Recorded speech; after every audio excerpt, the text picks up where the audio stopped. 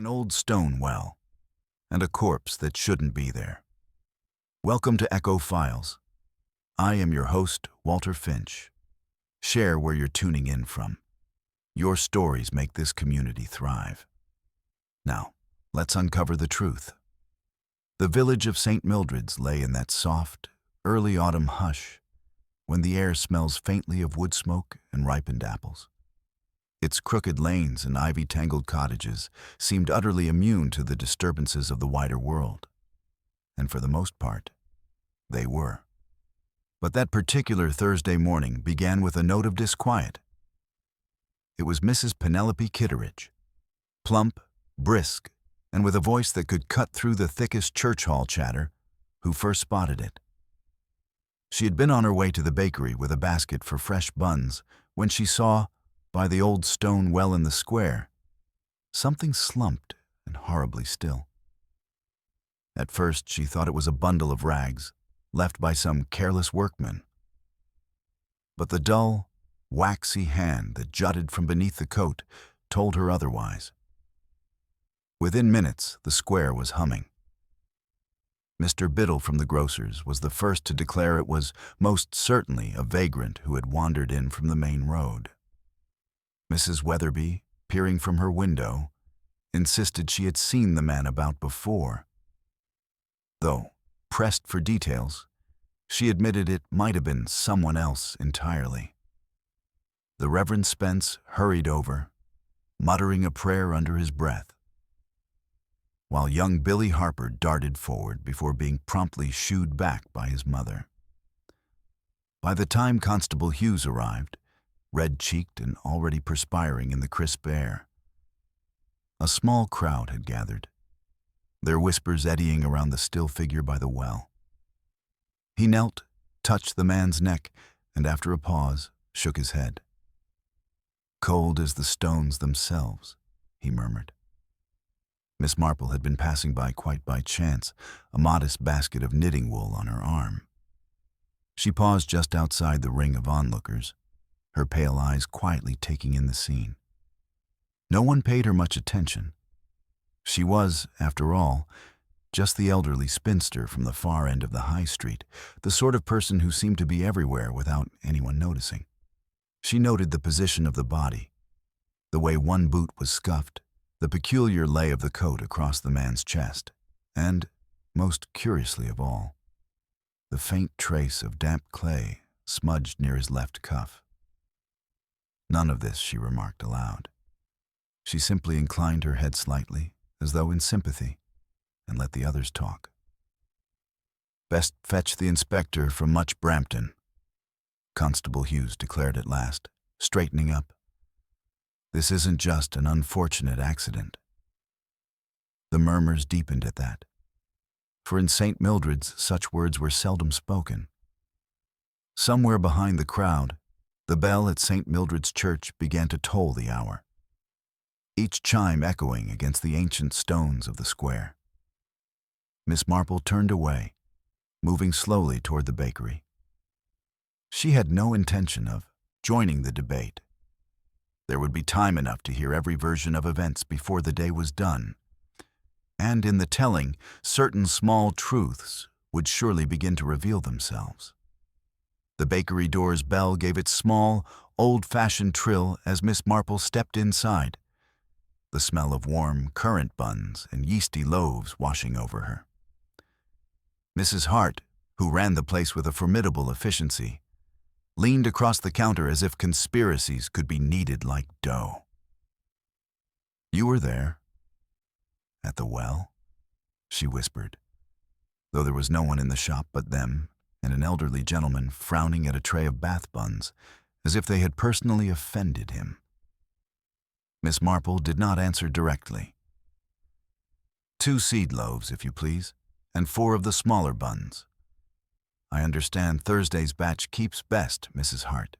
"It does," Mrs. Hart said automatically, bagging the order, but her eyes were bright with the irresistible compulsion to tell news. "There was a parish council meeting last night, you know. My William went to fetch the urns back from the hall, and he says he heard voices after 9. Raised voices, mind, just by the square. Mr. Hartley Finch from the council and Amos Reed, who does the odds and ends for the church. Something about the well. Tradition and modern safety, you know how he goes on. You'd think the stones were his personal family silver. Defacing the square, Mr. Finch said. Preserving history, Amos said, very fierce. And now, this. She nodded in the direction of the churchyard, as though the body were still visible through the wall. Miss Marple made a thoughtful sound, neither agreement nor doubt. She recalled the lay of the man's coat across the chest, the single scuffed boot, the smear of damp clay at the left cuff. The clay had a particular color, fat, cold, and not at all the thin, sandy soil of the High Street verge. She could place it if she thought. Amos Reed is a widower, is he not? Lives behind the blacksmith's with his married daughter? He does, Mrs. Hart said, surprised into respect for Miss Marple's inexhaustible store of village facts. Has a temper like a stung wasp if you slight the old ways, and the inspector will want to know it, surely. I expect he will, Miss Marple said mildly, paid for her things, and stepped into the square again. Already the little cluster of onlookers had thinned. Constable Hughes stood straight as a stake, trying to appear as if he had the situation entirely in hand. And Dr. Penrose, thin, scholarly, and always faintly disapproving, was drawing on his gloves near the well. A quiet motor car purred up and halted with an economy of movement that suggested both confidence and practice. From it descended Inspector Fletcher of Much Brampton, tall, sandy-haired, with a neat mustache and a certain briskness that people of St. Mildred's liked at once, because briskness has a way of seeming fair-minded. "Doctor?" he said at once. "Between midnight and 3, Dr. Penrose said, closing his bag. "No obvious wound. There is a faint bruising, here, at the temple, but it may have come after. The coldness, well, you've heard my estimate." "Natural causes?" Fletcher asked, and it was a question put out into the air rather than to be answered. "Perhaps." Dr. Penrose's gaze flicked over to the still figure near the stones. "Perhaps not." They let the stretcher-bearers from the small cottage hospital do their work. Miss Marple stood as before, unobtrusive as a hedgerow sparrow. She had the oddest sense that something about the coat was wrong. Not just its lay, which had been perhaps too carefully tidy, but the coat itself. She could not have said why at that instant. It is the way of certain truths that they hover at the edge of knowledge before they step in fully. Inspector Fletcher took a slow turn around the well, his eyes moving not so much over the body, now covered and being borne away, as over the stones, the cobbles, the faint tracks in the thin morning damp. He stooped by the low coping and ran a finger along a greenish film. When he straightened, he looked across at the constable. "No sign of a struggle?" "None," Hughes said, eager. "It's like he was placed there, sir." Fletcher turned, and for the first time noticed Miss Marple, who seemed to have materialized exactly where one might want a witness to be. "Good morning, Miss, Marple," she said with her small apologetic smile. "I was merely passing. Such a dreadful shock." "Did you see or hear anything in the night?" "Oh, nothing, Inspector. Only at my age one tends to wake for a moment when something irregular is going on. There was a bicycle bell quite late, most unusual at that hour. Such a cheerful little ring," she added, as if bicycles somehow had characters. "And there was a scent, tobacco of a very particular sort, the sort young men affect when they want to appear older." She lowered her eyes, as if ashamed of offering such trivia. Fletcher's interest sharpened. "You're certain?" "Oh, one is rarely certain," Miss Marple said gently. but it did bring to mind Mr. Harold Price, who took the old rectory last spring. He smokes a robust mixture for evenings and a brighter one for the day. I always think it a pity when one's ambitions in tobacco outpace one's lungs. Fletcher tucked that away without expression. Thank you. At noon, the square had resumed its business with that slightly artificial energy villages adopt after a shock. But the energy had a direction. Toward the neat brass plate in Much Brampton that said County Police, and toward the low house off the High Street where Mrs. Prowse kept 2 rooms for lodgers. It was Mrs. Prowse who returned from the station in a clatter of indignation and tears. To think of it. The police coming into my parlor and asking questions as if I had set the man down myself. As if I would ever. She addressed her outrage to Mrs. Weatherby and Mrs. Kitteridge in equal parts. He'd been with me 3 weeks to the day. Mr. Allen, he called himself Mr. Joseph Allen. A quiet gentleman, commercial traveler, I understood. Took his tea without sugar and was always polite. Was he polite about his rent? Mrs. Kitteridge asked shrewdly. He paid in advance, Mrs. Prowse said, wounded virtue settling over her like a shawl, and minded his own business. In St. Mildred's, Mrs. Weatherby murmured. That is a very rare occupation. Miss Marple, who had been across the way selecting threads at the haberdasher's, turned a little so that she could see Mrs. Prowse's square shoes and the skirting of her hem. There were faint smuts there of blue-gray, clay, the same tone she had seen at the cuff by the well. Blue clay, not the usual garden earth, but the old clay that lay heavy and damp where the land cut down toward the disused brickworks beyond Old Quarry Lane. One could see it also, in patches, along the vicarage garden where a border had been turned last week. But Amos Reed did not track his smuts to Mrs. Prowse's hall rug. Inspector Fletcher went methodically. He traced the dead man's pockets. A return railway ticket from London to Much Brampton, time stamped at 7:45 the previous evening. A small, flat notebook with careful columns of figures, and a visiting card. Edmund Blacklow, valuer and agent, Fletcher read, turning it between thumb and finger. Not Mr. Allen, then, Mrs. Kitteridge said, triumph coiling neatly in the center of her voice. And not a commercial traveler either. People who value things, Mrs. Weatherby contributed, may also devalue them, if you see what I mean. Fletcher said nothing to the women, but he was thinking of the sudden rash of letters that had gone through the village this past month, all in brown envelopes stamped with a London legal hand. He was thinking of the talk of the old estate at Winterbourne, 4 miles off, to be split and sold, and of the too artfully quiet faces of those with something to lose or gain. A valuer is a thermometer placed in a feverish room. He tells you how hot it is, but he can't be blamed for the heat. That does not prevent people from blaming him. He found Amos Reed behind the blacksmith's, a wiry man with a face like dried apple and hands that looked as if they had grown into their work. You were at the parish hall last night? I was, Amos said, and I spoke my piece. They'll not put a new lacquered rail round that well while I've strength to lift a spade. It stood these 300 years. And after the meeting, I came back the way I went. He did not bother to embroider. Home. You heard no voices in the square?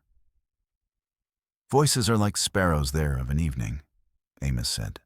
There's always one chattering. Fletcher looked down at the man's boots.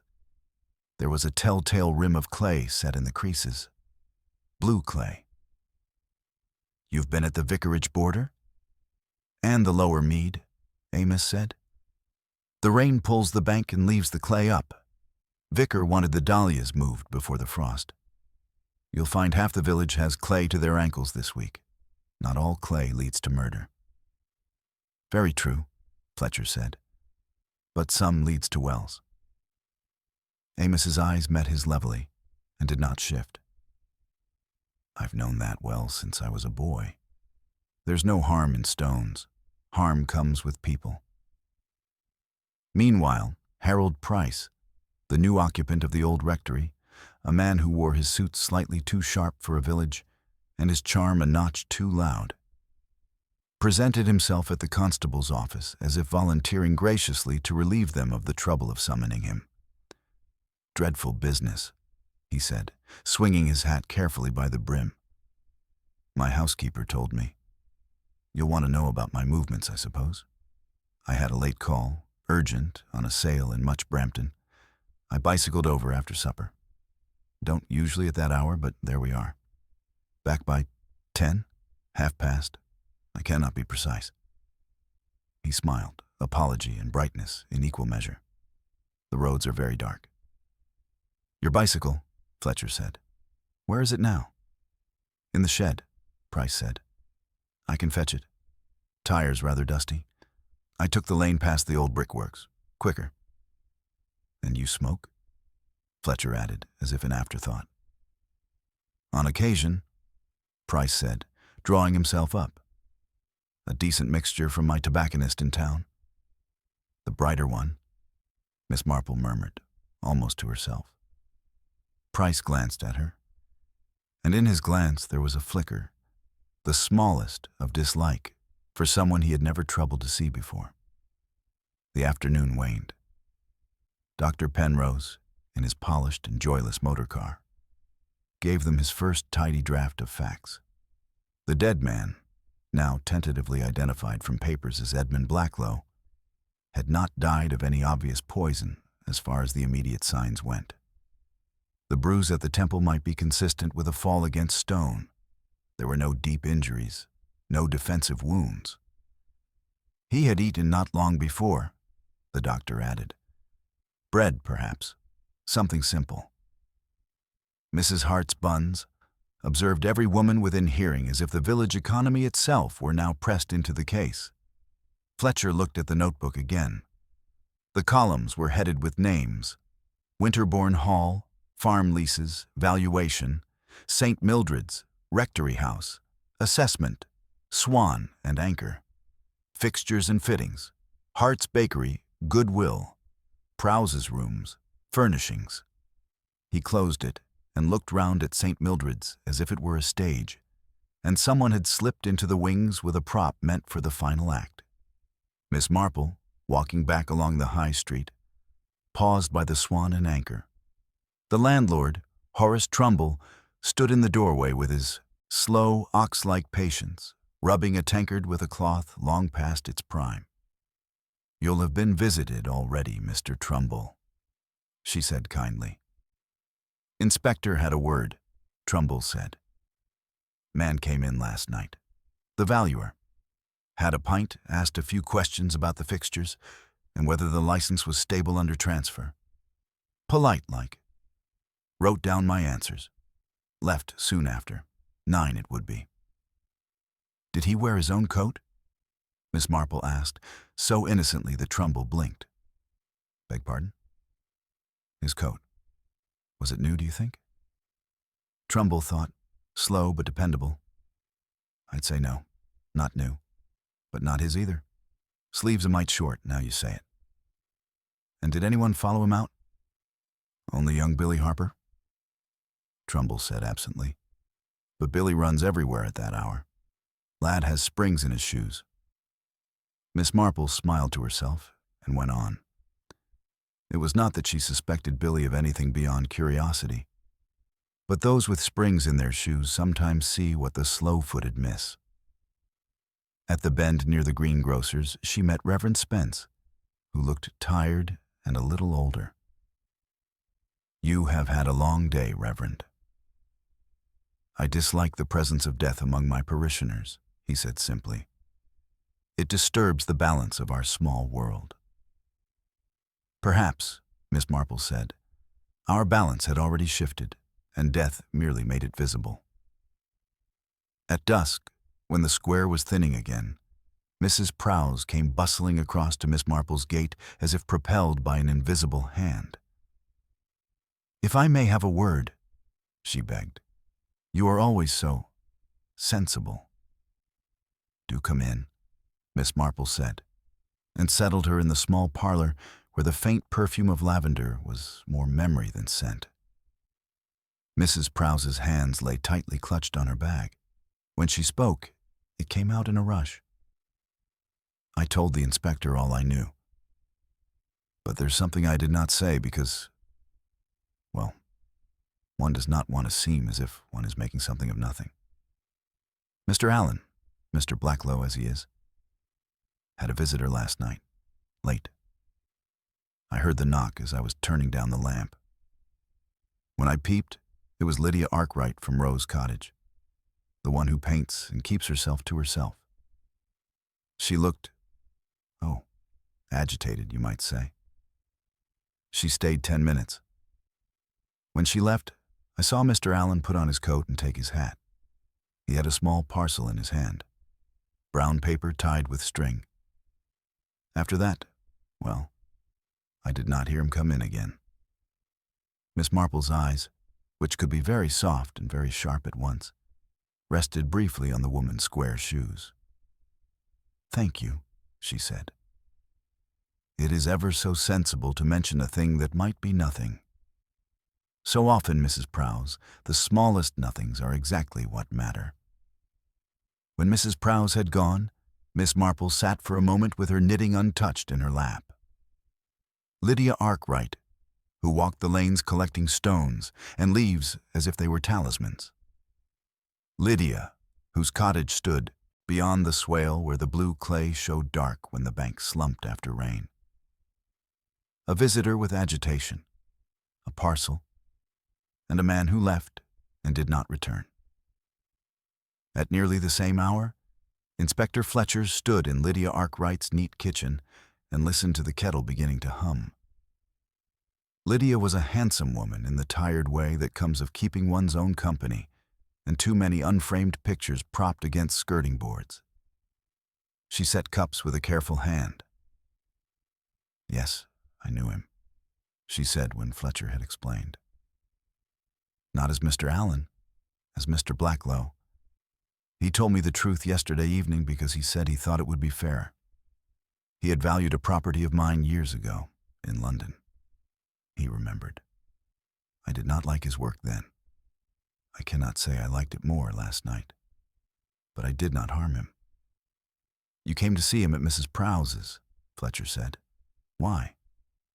"I wanted him to leave St. Mildred's," Lydia said, and lifted her chin.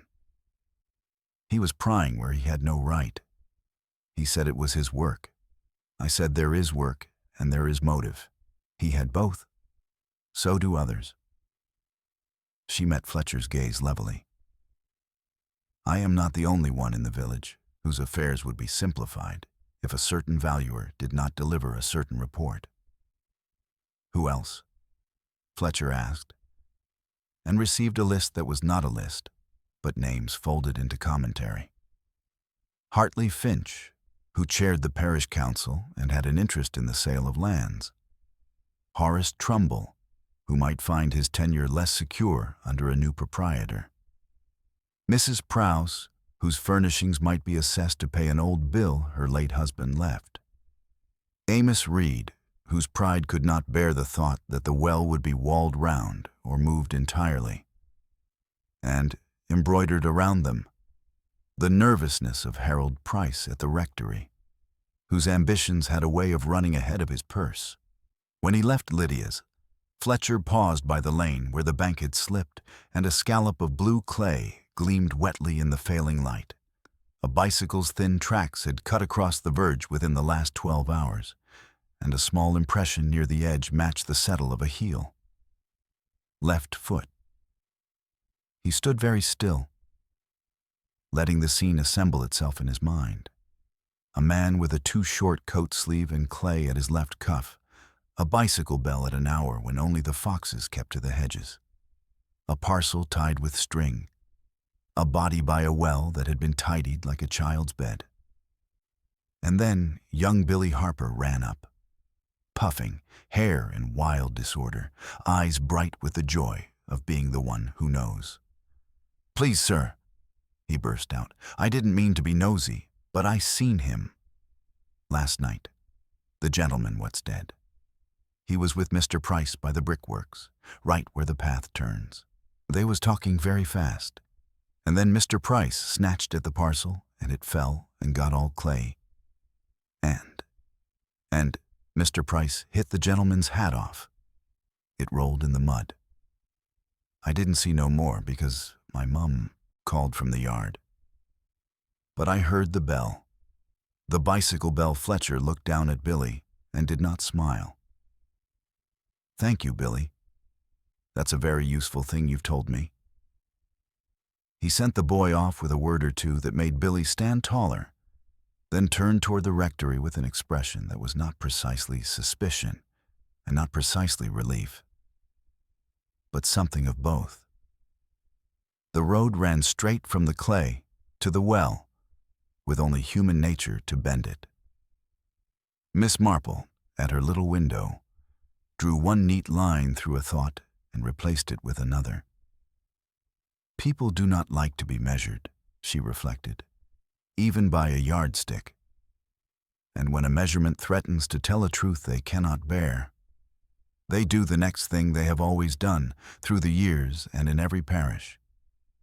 They try to move the truth a few inches to the left, to place it where it will not be seen. But truths resist such tidying. Like the smear of blue at a cuff, they come along anyway. Evening settled upon St. Mildred's with a sort of reluctant quiet, as though the village had been wound too tightly during the day and now ticked on in small, uneasy beats. Lamps glowed in cottage windows, pale squares against the darkening lanes, and the square itself was left to the company of the old well and the echoes of a dozen versions of the day's events. Somewhere beyond the hedgerows, an owl called, and the sound seemed to remind people to bolt their doors a little earlier than usual. Inspector Fletcher had not yet made for the rectory, though he had Billy Harper's breathless account and the image of that bicycle track etched in his mind. He was not a man to hurry toward the obvious without looking into the corners first, and so his next stop was Hartley Finch's brick-fronted house at the end of the green. Finch, chair of the parish council, had the air of a man perpetually inspecting a ledger in his mind, and he greeted Fletcher with cautious politeness, ushering him into a sitting room that smelt faintly of polish and cigar smoke. "A most lamentable business, Inspector," Finch said, as though it were a matter to be minuted and addressed at the next meeting. "A blow to our reputation. One does one's best to maintain standards in a place like St. Mildred's, but—" He spread his hands in a gesture that invited Fletcher to join him in acknowledging the vagaries of fate. "Mr. Finch, you were at the parish meeting last night," Fletcher said evenly. "After it ended, did you encounter Mr. Blacklow?"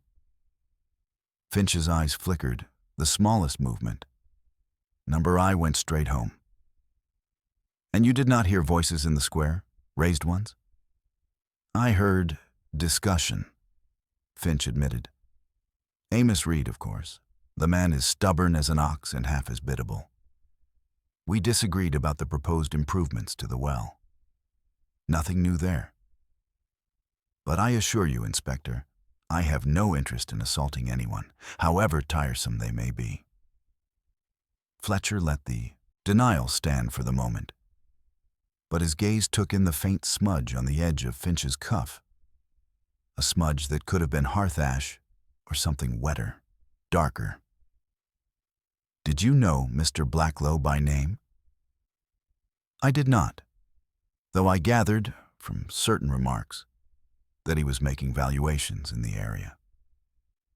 The sort of work that can unsettle people, Inspector. Put ideas in their heads. People here like to think their properties, their holdings, their histories are above such reckonings." "I've found," Fletcher said, that most people like the numbers to fall in their favor. Finch's smile was quick and without humor. Quite. Miss Marple, meanwhile, was not indoors with her knitting as most assumed. She had taken her little torch and a stout stick, ostensibly to check the gate at the far end of her garden, but in truth to walk the short cut that led from the lane behind the old rectory down toward the disused brickworks. The path was narrow and flanked with hawthorn, the air sharp with the smell of damp leaves. Where the bank had slipped, the blue clay shone faintly in the beam of her torch. She stopped, crouched with some difficulty, and touched the clay with the tip of her stick. It clung in a way that ordinary soil did not, heavy and tenacious. A boot print lay near the edge, half overlapping the bicycle track, larger than Billy Harper's foot, but not by much. That could be misleading. Some men had narrow feet and others broad, and size in clay could be deceptive. Still, it was there, and the clay did not lie. As she straightened, a voice spoke from the shadow of the hawthorn. "Evening, Miss Marple." She turned to see Amos Reed, cap low over his brow. "Good evening, Mr. Reed. You startled me." "Wouldn't be the first time folk jumped when I spoke," Amos said, stepping into the torchlight. His eyes moved to the clay bank. "Blue as the devil's own paint, that. Sticks, too. I've known it to pull the sole off a boot." "One imagines it would mark the boot quite noticeably," Miss Marple said mildly. "That it would. If a man didn't want it noticed, he'd have to scrape it off quick or change his boots." Amos's tone was casual, but his gaze was sharp. "They'll be saying it was me next." "People do talk," Miss Marple agreed. "But talk and truth are not always the same thing." Amos grunted, gave her a short nod, and went on up the path toward the green. At the rectory, Harold Price was at ease in his drawing room, a glass of whiskey at his elbow. He had changed since Fletcher had seen him earlier. His suit now was darker, more somber, and his shoes polished to a gleam.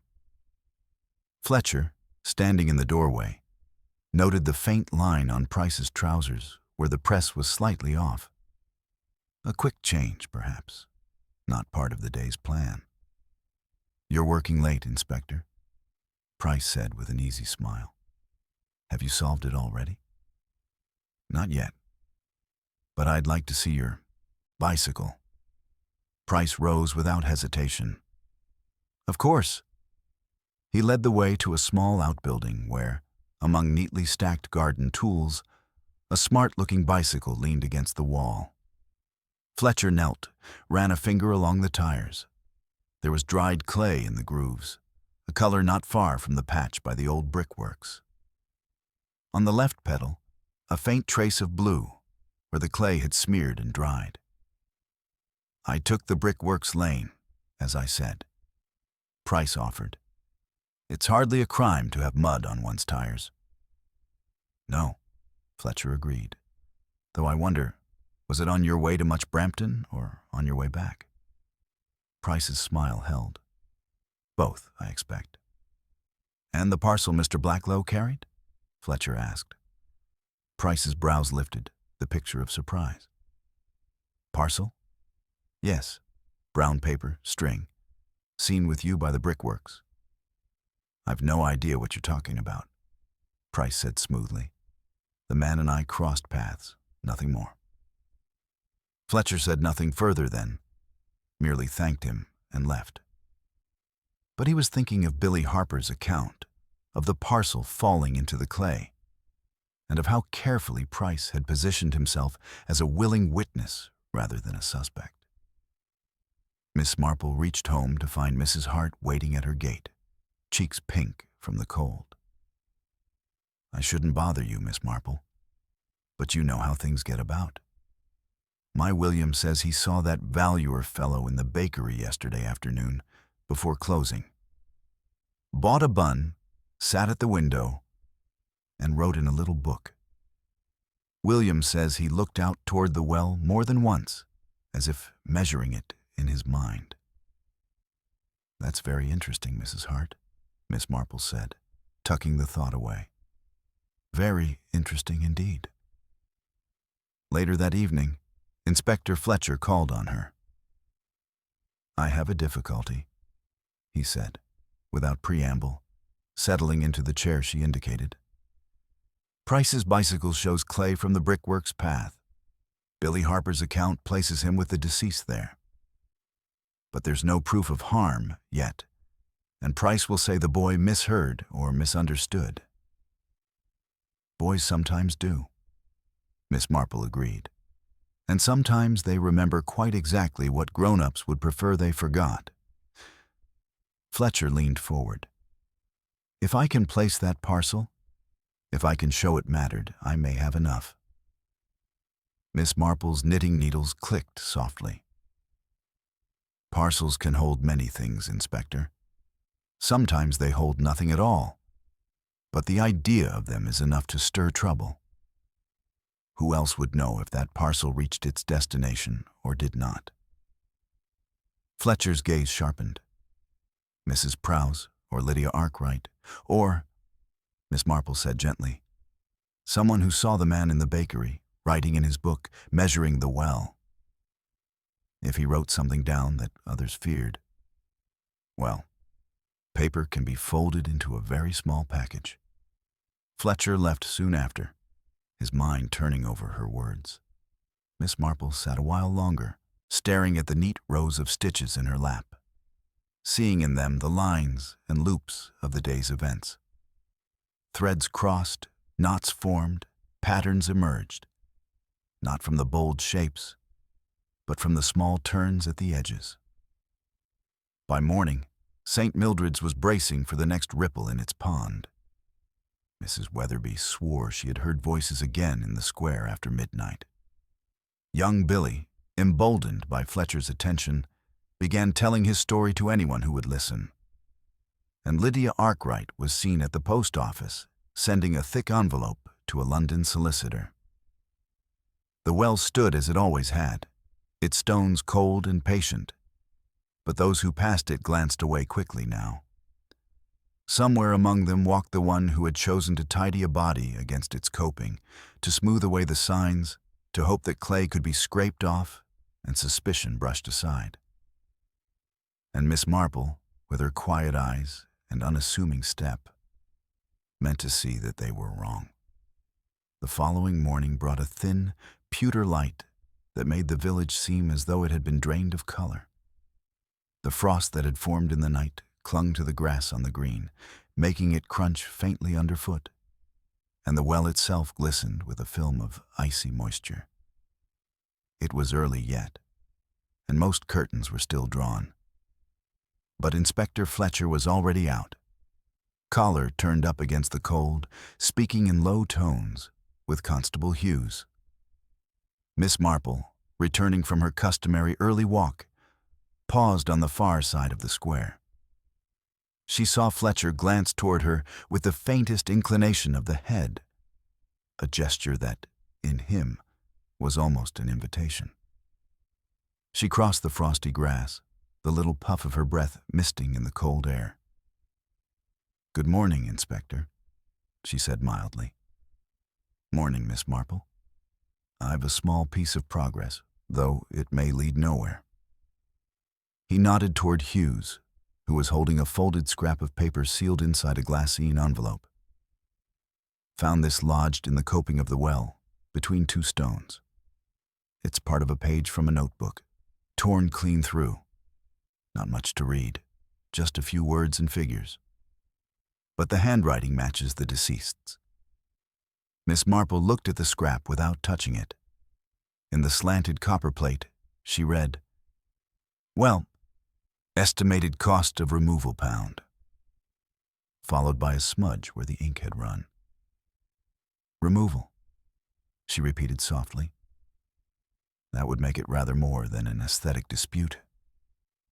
Fletcher's eyes narrowed. If a certain party stood to gain by clearing the square for some modern structure, a kiosk, say, or an expansion of the green for events, Then the valuation might not suit their plans. And if Blacklow was to deliver such a report— "It is remarkable," Miss Marple said, "how very determined people can be when history and money stand in each other's way." A movement drew her attention. Amos Reed was crossing the square, his step brisk despite the morning chill.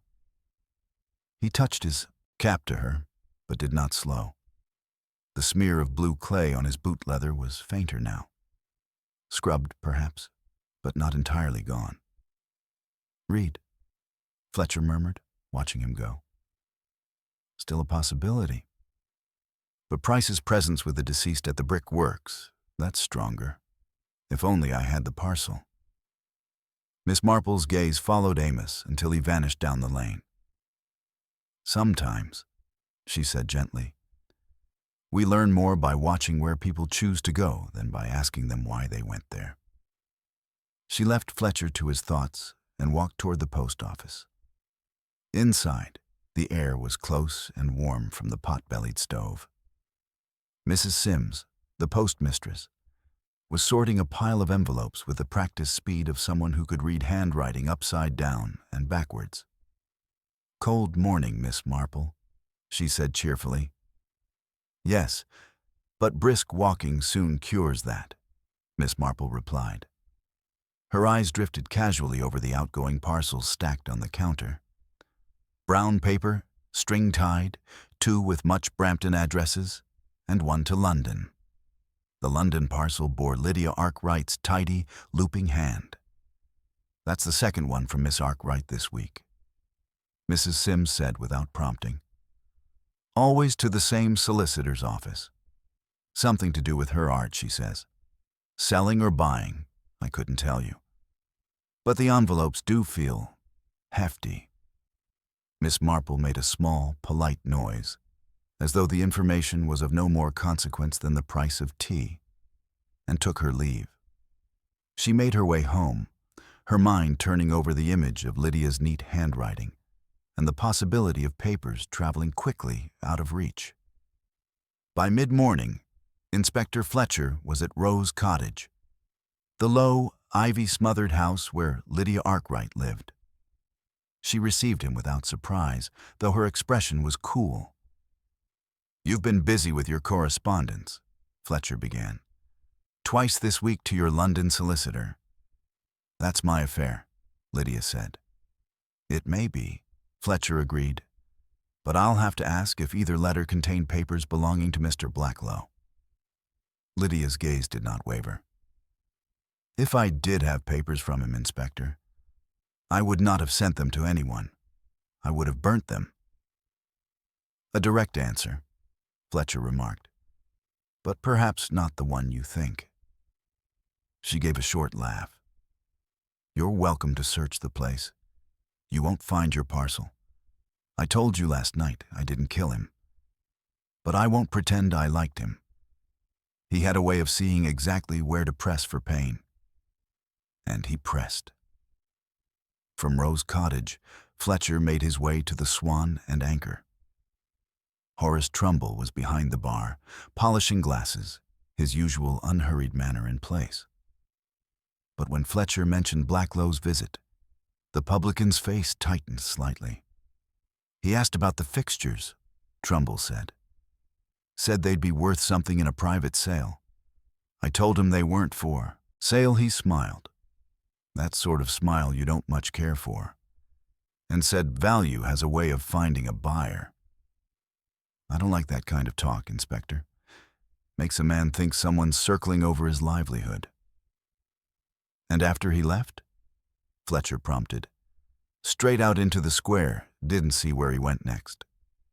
Miss Marple appeared in the doorway just then, the very picture of a woman who had happened in purely by chance. She ordered a small glass of ginger wine and sipped it while Fletcher concluded his questions. When they stepped out into the daylight together, she said quietly, "You may find, Inspector, that you are looking for a motive tied not only to the well, but to the wider changes a valuation brings. People imagine these changes will be for the better, until they realize who benefits. Fletcher gave her a sidelong glance. And you think Price benefits? I think Price is hopeful, Miss Marple said. But hope can turn to desperation if one's purse is not quite deep enough. And desperation can be an untidy thing. That afternoon, Billy Harper was sent to fetch rolls from the bakery. On his return, he paused outside Miss Marple's gate, clearly wrestling with something. At last he blurted, "Please, miss, I remembered another bit." When Mr. Price knocked the hat off the gentleman, it rolled right into the clay, and Mr. Price picked it up and brushed it on his coat sleeve, this side. He patted his left arm. And the clay stuck there. It was blue, just like by the brickworks. Miss Marple's eyes softened. That is very helpful, Billy. You've a good memory for what matters. But perhaps keep this to yourself for now. The inspector will need it at just the right moment. Billy nodded solemnly and ran off, pleased with his importance. By evening, Fletcher had enough to act, not to arrest, but to unsettle. He called on Price at the rectory again, ostensibly to clarify a detail. Price received him with his usual courtesy, but his fingers tapped lightly against the arm of his chair, a sign of nerves poorly concealed. "Tell me," Fletcher said conversationally, "when you were by the brickworks with Mr. Blacklow, did you discuss the cost of removing the well?" Price's pause was fractional. "I might have. He brought it up. Said he'd put the figure in his report. I told him I thought it nonsense." "And the parcel?" Fletcher asked. Price's smile was thin. "Still on about that? I've told you there was no parcel." "Funny," Fletcher said mildly. "That boy Billy Harper, sharp lad, swears he saw you pick it up after it fell into the clay. Swears you brushed it against your coat sleeve, left side." Price's gaze flickered just once before he leaned back. "Children see all sorts of things, Inspector." When Fletcher left, Miss Marple was waiting by the gate. "He's under strain," she observed. "The trick, of course, is to see whether strain will make him speak or make him silent." "And if it makes him silent?" Fletcher asked. Miss Marple smiled faintly.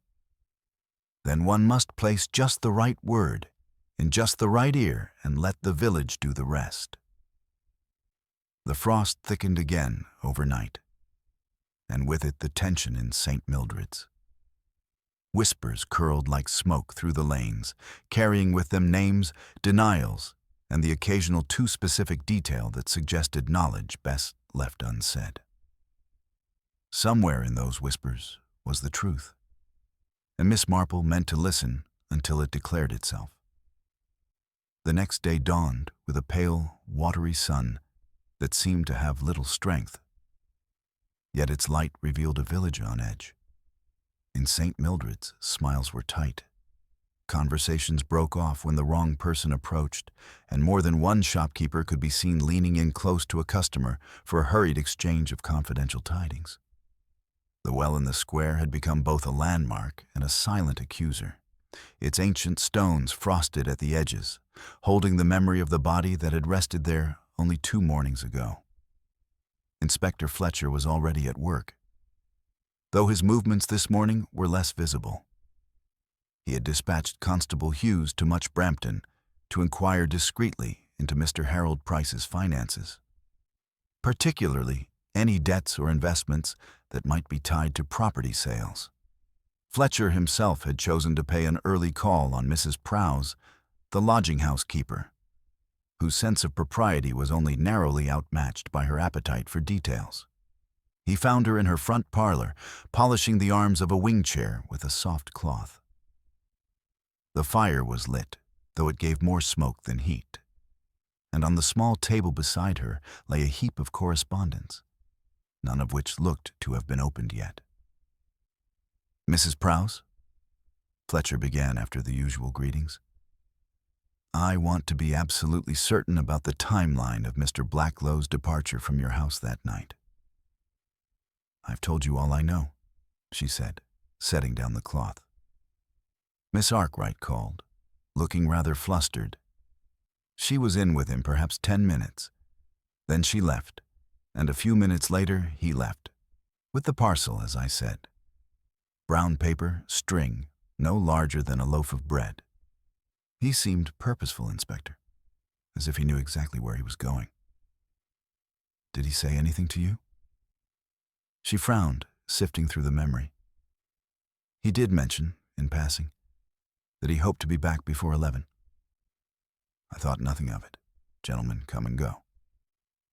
Did you see which way he went? Number 1 was in the back room by then. Fletcher's gaze drifted to the correspondence on the table. A busy post? She brightened slightly. Oh, just the usual. My cousin in Bath sends recipes, the gas company sends bills, and the rest is not worth the bother. Unless... She hesitated, then lowered her voice. Unless you mean the letter from my brother in Chiswick.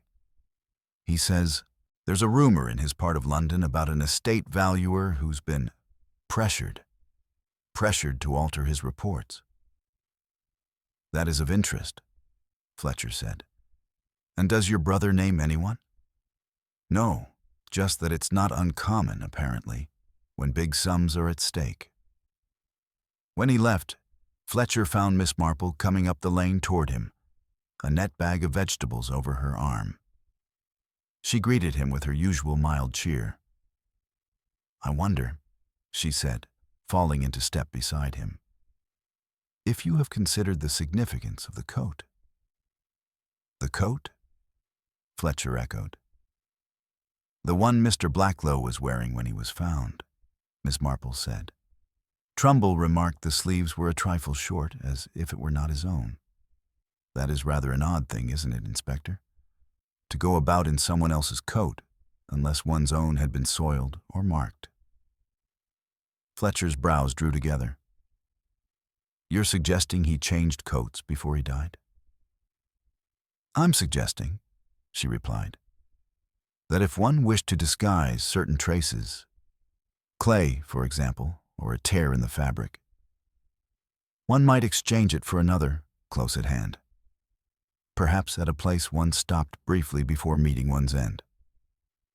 Her words followed him into the Swan and Anchor, where he once again asked to speak with Horace Trumbull in private. That coat Blacklow was wearing, did you recognize it? Trumbull looked faintly uneasy. Not as his. Could have been anyone's, I suppose. Anyone's from here? Fletcher pressed. After a moment, Trumbull sighed. Look, Inspector, I've a spare coat I keep behind the bar in case I have to step out in bad weather. Old thing, brown tweed, short in the sleeves. Could be it was mine. If he put it on, I didn't see him do it. But when I looked yesterday, it wasn't there. Miss Marple, who had been in the public room with a quiet glass of ginger wine, set down her drink and came to stand in the doorway. Then perhaps, Mr. Trumbull, the question is, who left the Swan wearing Mr. Blacklow's own coat? Trumbull blinked. Well, now, Price was in here, wasn't he? Come in for a pint after his bicycle ride. Left before closing. But I can't swear what coat he had when he went. Fletcher did not press further, not in front of half the village. But as they stepped out into the cold air, he murmured to Miss Marple, if Price left in Blacklow's coat, that explains the absence of clay on him when Hughes saw him early the next morning. And the brown tweed would carry no incriminating traces, except, perhaps, a page in the pocket from that notebook. Miss Marple's eyes twinkled. It is surprising what people forget to check when they are busy with other concerns. Late that afternoon, Constable Hughes returned from Much Brampton with news. Harold Price had several outstanding debts, and a speculative investment in a development project that would have greatly benefited from the sale and alteration of property in St. Mildred's, including the square, the removal of the well, and the modernizing of the green, would have made the location far more appealing to outside buyers. It was enough for Fletcher to decide on a quiet but deliberate move. He went to the rectory just after dusk, catching Price as he was pouring himself a drink. "I've had a word with Much Brampton about your finances," Fletcher said without preamble. "Looks as though you've backed a project that can't go forward without changes here. Changes a certain valuation might have supported. Trouble is, Blacklow didn't much care for being told what to write. He might have said as much in a report or on a page in his notebook." Price's expression was perfectly pleasant, but his fingers tightened on the glass. "You're building quite a story, Inspector." "Perhaps," Fletcher said. "Or perhaps I've simply got the measure of a man who thought to solve his problems with a late-night meeting in a convenient, out-of-the-way place." He let the silence stretch before adding, "It's the parcel that troubles me. Because wherever that went, I think it holds the key to what happened. And I'll find it, whether in a solicitor's office in London or in the back of someone's cupboard here in the village." When Fletcher left, Price's composure remained intact, but the whiskey in his glass had not been touched. Miss Marple, hearing of the exchange later from Fletcher, only nodded. "It is not the whiskey untouched that matters, Inspector, but the fact that he poured it at all. A man reaching for comfort before he knows what comfort he'll require is often a man who has already counted the steps to the gallows, even if he thinks he can stop before he gets there." That night, the frost returned, sharpening the edges of the square and turning the well's stone coping into a rim of pale silver. And somewhere in the village, in a cupboard or a drawer, a brown paper parcel waited, holding inside it the missing weight of the truth. Miss Marple knew that, once found, it would shift the whole balance of the affair, and she meant to see that it was found. The frost of the following morning was thicker than before, so that the cobbles in the square seemed dusted with sugar and the roofs of the cottages shone pale in the early light. Smoke curled lazily from chimneys, the village moving into its day, with the careful tread of people who did not quite trust the ground beneath them. It was the sort of cold that stiffened fingers and slowed tempers. Yet, in St. Mildred's, it seemed to sharpen tongues. Already the air was alive with rumors about Harold Price, about the missing parcel, and about just what Inspector Fletcher might be keeping to himself. Miss Marple, snug in a wool coat of a sensible gray, was at her front gate when Mrs. Weatherby came hurrying past, the corners of her scarf flapping. "They're saying," she began breathlessly, "that the inspectors found something in Lydia Arkwright's cottage." She lowered her voice as though the frost itself might carry her words. A page from that notebook, the one the dead man had, folded in a book about watercolors, of all things. Miss Marple's eyes softened, the way they did when someone said something almost, but not quite, important. "Watercolors are curious repositories, Mrs. Weatherby. The paper you see is often of good quality. I dare say it kept the page from creasing further." Mrs. Weatherby looked both satisfied and thwarted, and bustled on. Inside Rose Cottage, Lydia Arkwright stood at her small table, her hands resting on the open book in question, while Inspector Fletcher watched her.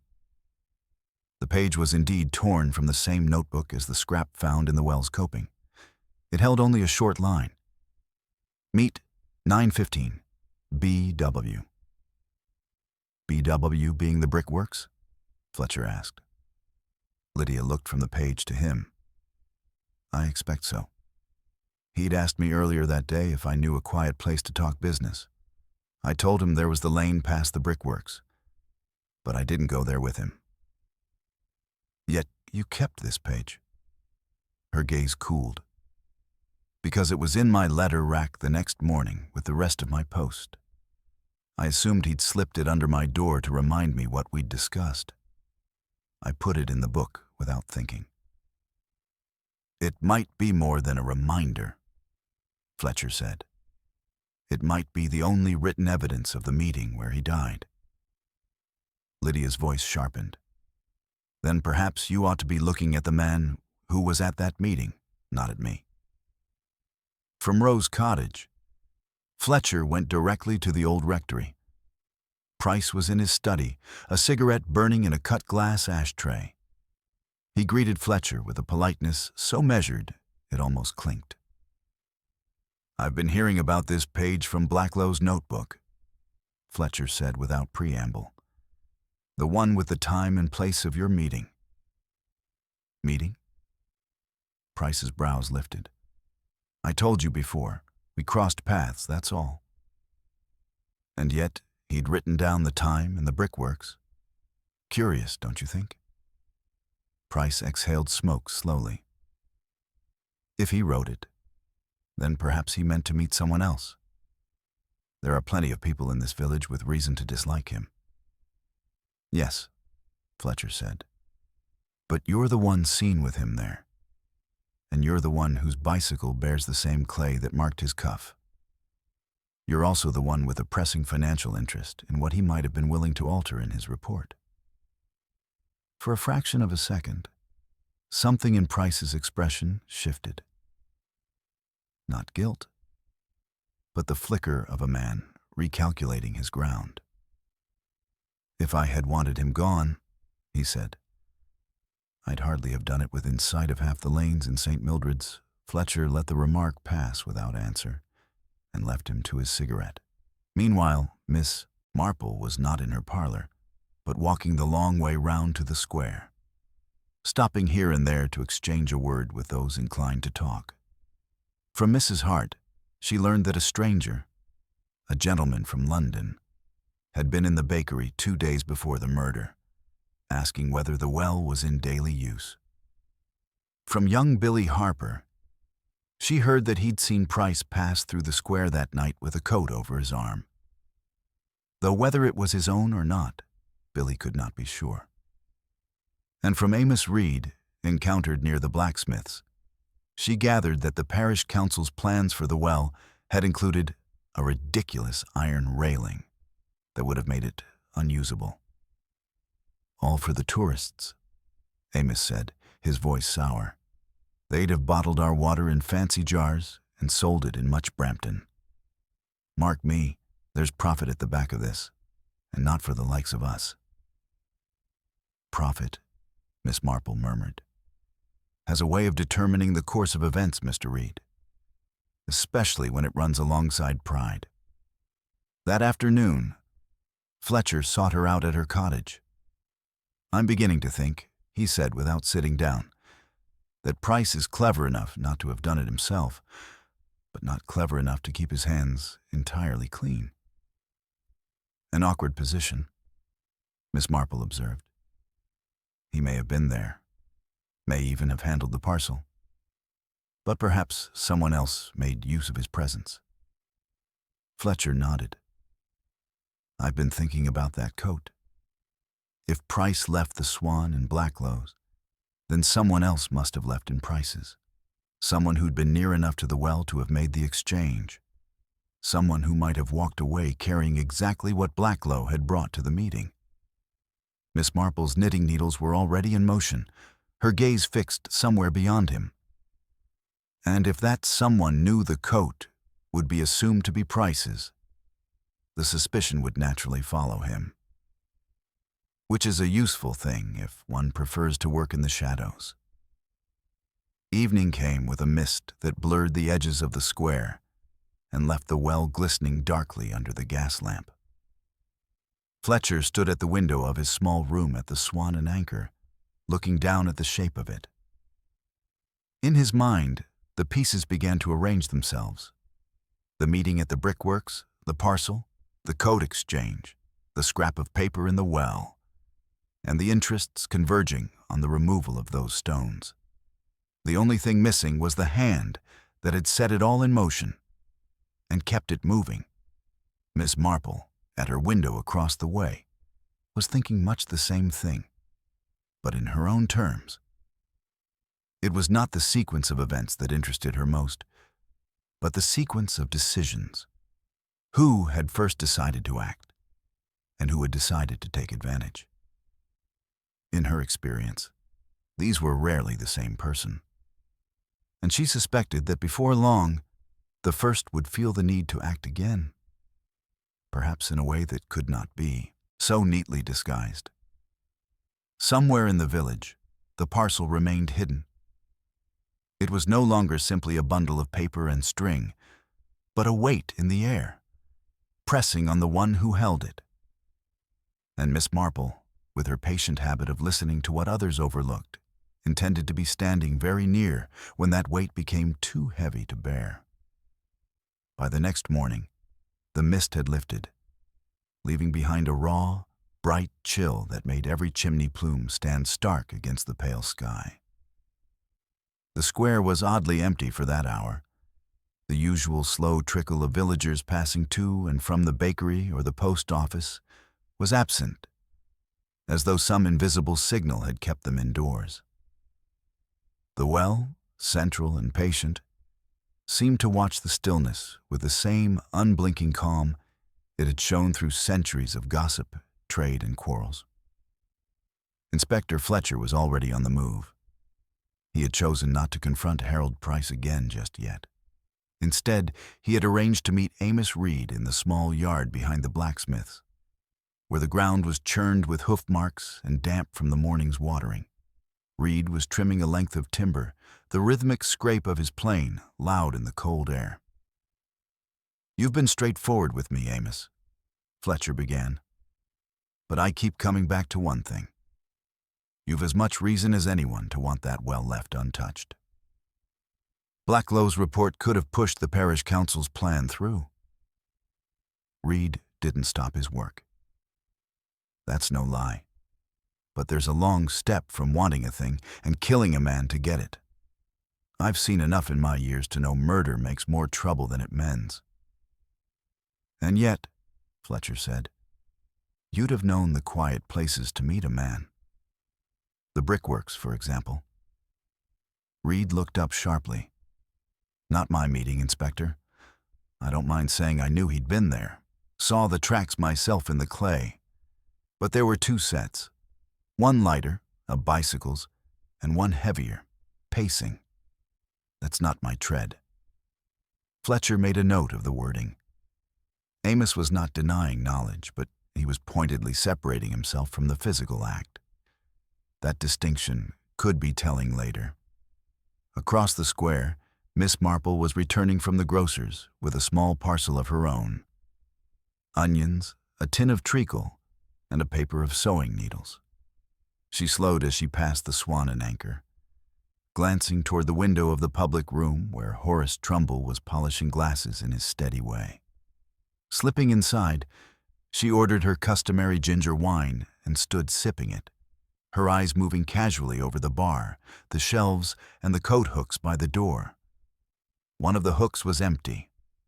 Another held a heavy overcoat, its fabric brushed but showing faint traces of dried clay near the hem.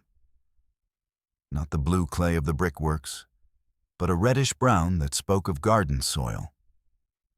Still, she tucked the observation away. "Quiet morning, Mr. Trumbull," she remarked. "Too quiet," Trumbull replied. "Folk don't like to pass the well unless they must. Silly, if you ask me. The stones haven't done anyone harm. But it's the sight of it, I reckon. Reminds them there's a killer in the village." Miss Marple agreed softly and left. She had no desire to draw attention to her interest in coats, at least not yet. Meanwhile, Fletcher was paying a call on Mrs. Hart at the bakery. He wanted to know more about the gentleman from London she'd mentioned earlier. "Tallish man, fair hair going gray," Mrs. Hart recalled. "Smart overcoat, spoke proper but with that flat way of saying things some city people have, as if they're measuring each word. He bought a bun, sat by the window, asked about the well. Said he'd heard it had character and wondered if it would still be there next year. I told him it had been there for hundreds of years, and he smiled. But not as if he believed me. Fletcher leaned on the counter. Did he give his name? No, Inspector. Paid cash, left no card. But he had a little notebook, like the one you said belonged to the dead man. I thought maybe they knew each other. This was the first time Fletcher had heard of anyone else in the village carrying a similar notebook. If there was another valuer, or someone acting in that capacity, it complicated matters, and perhaps explained why Blacklow had been so intent on the well. By midday, Fletcher decided to try a different tack. He sent Constable Hughes to Price's rectory with a polite but firm request. Would Mr. Price be so good as to attend the Swan and Anchor at 6 o'clock that evening for a conversation in the public room? The message was delivered in the hearing of enough villagers to ensure that half the parish would know by tea time. Miss Marple, hearing of the summons, smiled to herself. Fletcher was letting the village lean in, applying its own pressure to see what Price might do when every eye was on him. At 6, the public room was thick with a pretense of casual drinking. Trumbull moved behind the bar, keeping the talk from becoming too rowdy. Fletcher sat at a table near the hearth, a pint before him. Price arrived in a well-cut coat, his own this time, and greeted the room with a show of good humor. Fletcher waited until the hum had quieted, then said evenly, "Mr. Price, perhaps you'll clear up a small matter. On the night Mr. Blacklow died, you were seen with him near the brickworks. You've said it was chance. Yet he had a note with the time and place, and you've admitted to taking that lane home." Price spread his hands. "Coincidence, Inspector. The village is full of them, if you look for them." "And the coat?" Fletcher asked. "The one he was wearing, short in the sleeves. Trumbull says it was his, and that it went missing from here that evening. Yours was gone from your hook. Did you exchange them?" "I did not," Price said, his tone firm but not heated. From her seat, near the window, Miss Marple watched the way Price's eyes shifted, not toward Fletcher, but toward a man sitting half in shadow near the far wall. Hartley Finch, chair of the parish council, had been silent until now, his fingers idly tracing the rim of his glass. Fletcher followed the glance. "Mr. Finch, you were at the Swan that night?" "I was," Finch said smoothly. "Had a pint after the meeting. Left before Price. Saw nothing amiss." Miss Marple's voice, when it came, was gentle but clear enough to carry. "And yet, Mr. Finch, I believe you had the opportunity to take Mr. Price's coat in place of your own, and to leave in it. You would have known it to be similar enough in color to pass in the dark. And if it carried anything in its pockets, a page, perhaps, or a parcel, you could have taken it straight home without notice." A ripple went through the room. Finch smiled thinly. "That's quite a story, Miss Marple, but hardly proof." "Proof," Miss Marple said, "is a curious thing. Sometimes it comes not in the moment, but in the recollection. I wonder, Mr. Trumbull, if you remember which hook Mr. Finch used that evening? Was it not the one beside Mr. Price's?" Trumbull frowned, thinking. "Aye, I believe it was. They came in together after all." Fletcher leaned forward. "And if I were to search your house now, Mr. Finch, would I find a coat that isn't yours? Perhaps one with a lining that's been brushed, but not enough to remove a trace of blue clay from the seam." For the first time, Finch's composure slipped. "Search if you like," he said, but his voice was too quick, too defensive. Miss Marple sat back, her expression unreadable. The trap was not yet sprung, but the wires were tightening. If Finch had taken the coat, and if the parcel had been in it, then the motive for silencing Blacklow might be tied not to sentiment about the well, nor to Price's financial troubles alone, but to something far older, perhaps a private arrangement Finch meant to keep hidden at any cost. In the firelight, Fletcher's eyes met hers briefly. They were both thinking the same thing. The parcel was more than paper and string. It was a key, and whoever held it had already used it to lock away something they feared would come to light. Outside, the frost was forming again, settling over the square and the well, quiet and deceptive. But inside the Swan, the air was taut, and the balance of suspicion had shifted just enough to make the next move inevitable. By the next morning, the village was buzzing over the scene in the Swan and Anchor. Word had traveled with the peculiar speed of small-town news. How Inspector Fletcher had all but accused Hartley Finch of walking out in Harold Price's coat. How Miss Marple had spoken up at just the right moment. And how Finch's answer had been a shade too hasty. A phrase repeated over tea tables with the satisfaction of those who enjoy weighing the guilt of others. Finch, for his part, had not been seen since. His curtains remained drawn, and the only movement at his house was the milk left untouched on the step.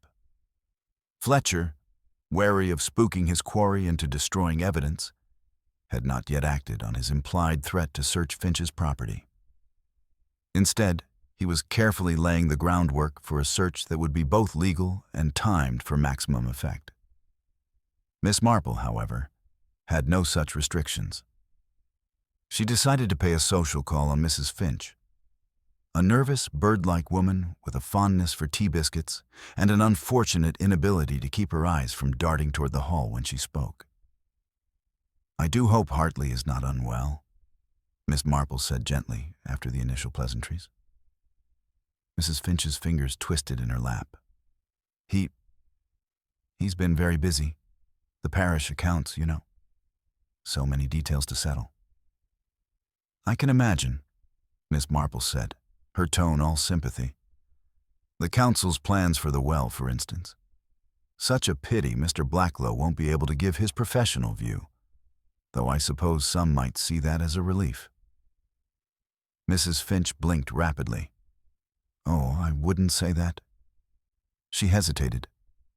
"Hartley said it was all just technicalities. But the way people talk, you'd think there was some great secret." Miss Marple lowered her voice. "Sometimes there is, and sometimes there is only the fear of one, which can make people act as rashly as if it were true." Mrs. Finch did not reply, but her gaze flickered again toward the hall. When Miss Marple rose to go, she made a show of adjusting her scarf, using the movement to glance down the corridor. She caught sight of a coat stand, and on it, a heavy brown overcoat whose sleeves seemed just a fraction longer than Hartley Finch's arms would require. She left with nothing more than a pleasant farewell.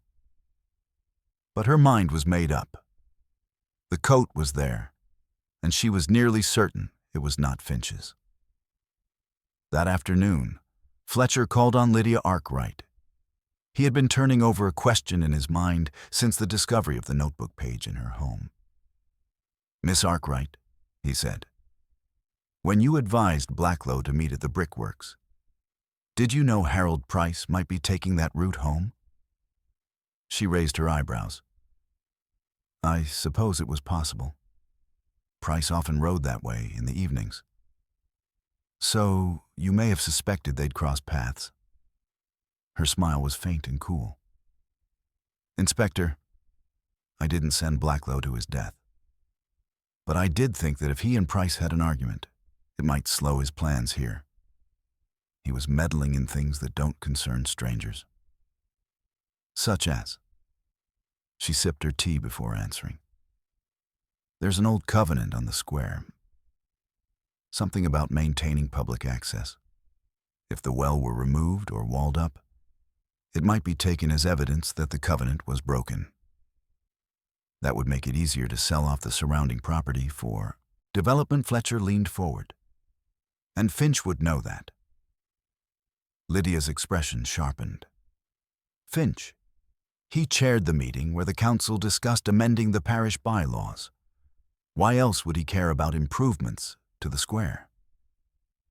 It was another thread, and one Fletcher suspected led straight to the parcel. If the bundle contained papers about the covenant, perhaps proof it was still binding, then whoever held it could either block or force through a sale. That would explain why Finch might risk shifting suspicion toward Price. In the evening, Fletcher invited Miss Marple to his temporary office above the post office, where he spread out his notes. "Here's where I think we are," he began. "Blacklow meets Price at the brickworks, probably at Price's request, though the page in Lydia's possession suggests she at least knew the time and place. The parcel changes hands, willingly or not, and Price ends up in possession of it, at least briefly. But before he gets home, Finch steps in. Maybe they cross paths at the Swan, maybe earlier. In any case, the coats are swapped, and Finch walks away with the parcel in Price's coat." Miss Marple considered. That would account for the absence of clay on Price's person the next morning, and for the coat with short sleeves on Mr. Blacklow. But it would also require Finch to have anticipated the meeting. Or, Fletcher said, to have been told of it by someone who wanted him to intervene. Miss Marple gave a small nod. Lydia Arkwright, perhaps. Or even Amos Reed, if he thought Finch might be more persuasive or dangerous than himself. Fletcher tapped his pencil against the desk. "The trouble is, no one's admitted seeing Finch near the brickworks, and unless I find that parcel in his house, I've nothing to hold him on." Miss Marple's smile was almost apologetic. "I find, Inspector, that when an object has been hidden for long enough, the owner begins to fear it may be discovered at an awkward time, and so they move it, which is precisely when it may be found. Perhaps a few quiet words in the right places will make Finch feel the cupboard less secure than he thinks." The following morning brought just such an opportunity. Finch was seen striding across the green toward the old storage shed behind the parish hall, carrying a large weatherproof bag. He did not return for nearly 20 minutes, and when he did, his expression was taut. By noon, Fletcher had a search warrant. With Trumbull and Hughes as witnesses, he opened the shed and found, behind a stack of disused trestle tables, a brown paper parcel tied with string. The paper was creased and slightly damp, but intact. Inside were a dozen folded documents: the original covenant concerning the square and well, correspondence between the parish council and a developer in Much Brampton, and a valuation report in Blacklow's hand. One that clearly stated the sum could not be removed without breaching the covenant. "It's enough to stop the sale dead," Fletcher said grimly, "and enough to explain why someone would want Blacklow silenced." Miss Marple, looking down at the papers, said quietly, "And enough to see that Mr. Finch's interest in modernizing the square was rather more than civic pride." When confronted, Finch tried at first to bluster, claiming he had found the parcel in the square after the murder and had meant to return it to the council's files. But under Fletcher's steady gaze, and with Miss Marple's unhurried observations filling in the small but damning gaps, his story began to fray. "You see," Miss Marple said at last, "it is not only what you did, Mr. Finch, but the way you arranged for others to be blamed. Mr. Price's coat was a convenient disguise, but you overlooked one thing. In the village, people notice where you hang your coat and in whose company you arrive." Finch said nothing. but the set of his jaw told them enough. The arrest would follow soon. Fletcher was careful with his timing, but in Miss Marple's mind, the central truth was already established. The well, as ever, had remained unmoving at the heart of St. Mildred's, but the currents swirling around it had been fierce enough to carry one man to his death and another to ruin. And though the square would in time regain its usual peace, she knew that the memory of the body by the stone well, and the secrets bound up with it, would linger far longer than the frost. The morning after Finch's quiet arrest dawned unnaturally still, as though the village were holding its breath. The frost was lighter, and the pale sun brought with it the sound of slow, deliberate footsteps on the cobbles. Most of St. Mildred's knew, or thought they knew, why Inspector Fletcher had come out of the parish hall the evening before with a parcel under his arm, and Hartley Finch flanked by 2 constables. Yet, in the way of small communities, the talk was not merely of guilt or innocence. It was of motives, side stories, and what-ifs, with each teller certain that their version was the truest. Miss Marple, returning from her early walk, could hear the murmurings through the bakery door before she even stepped inside. Mrs. Hart was leaning across the counter toward Mrs. Weatherby, who was speaking in the low, careful tones of one recounting something half heard through a wall. Said the papers would have meant nothing without his signature. That's what I heard, Mrs. Weatherby insisted. Mrs. Hart sniffed. Signature or no, it was the way he went about it, pinning it all on poor Mr. Price. I never liked the way Finch looked you in the eye. Not quite steady, if you ask me. Miss Marple bought her loaf without interrupting. She had learned long ago that gossip, like water from the well, ran clearer if you did not stir it up too soon. But she noted the tone.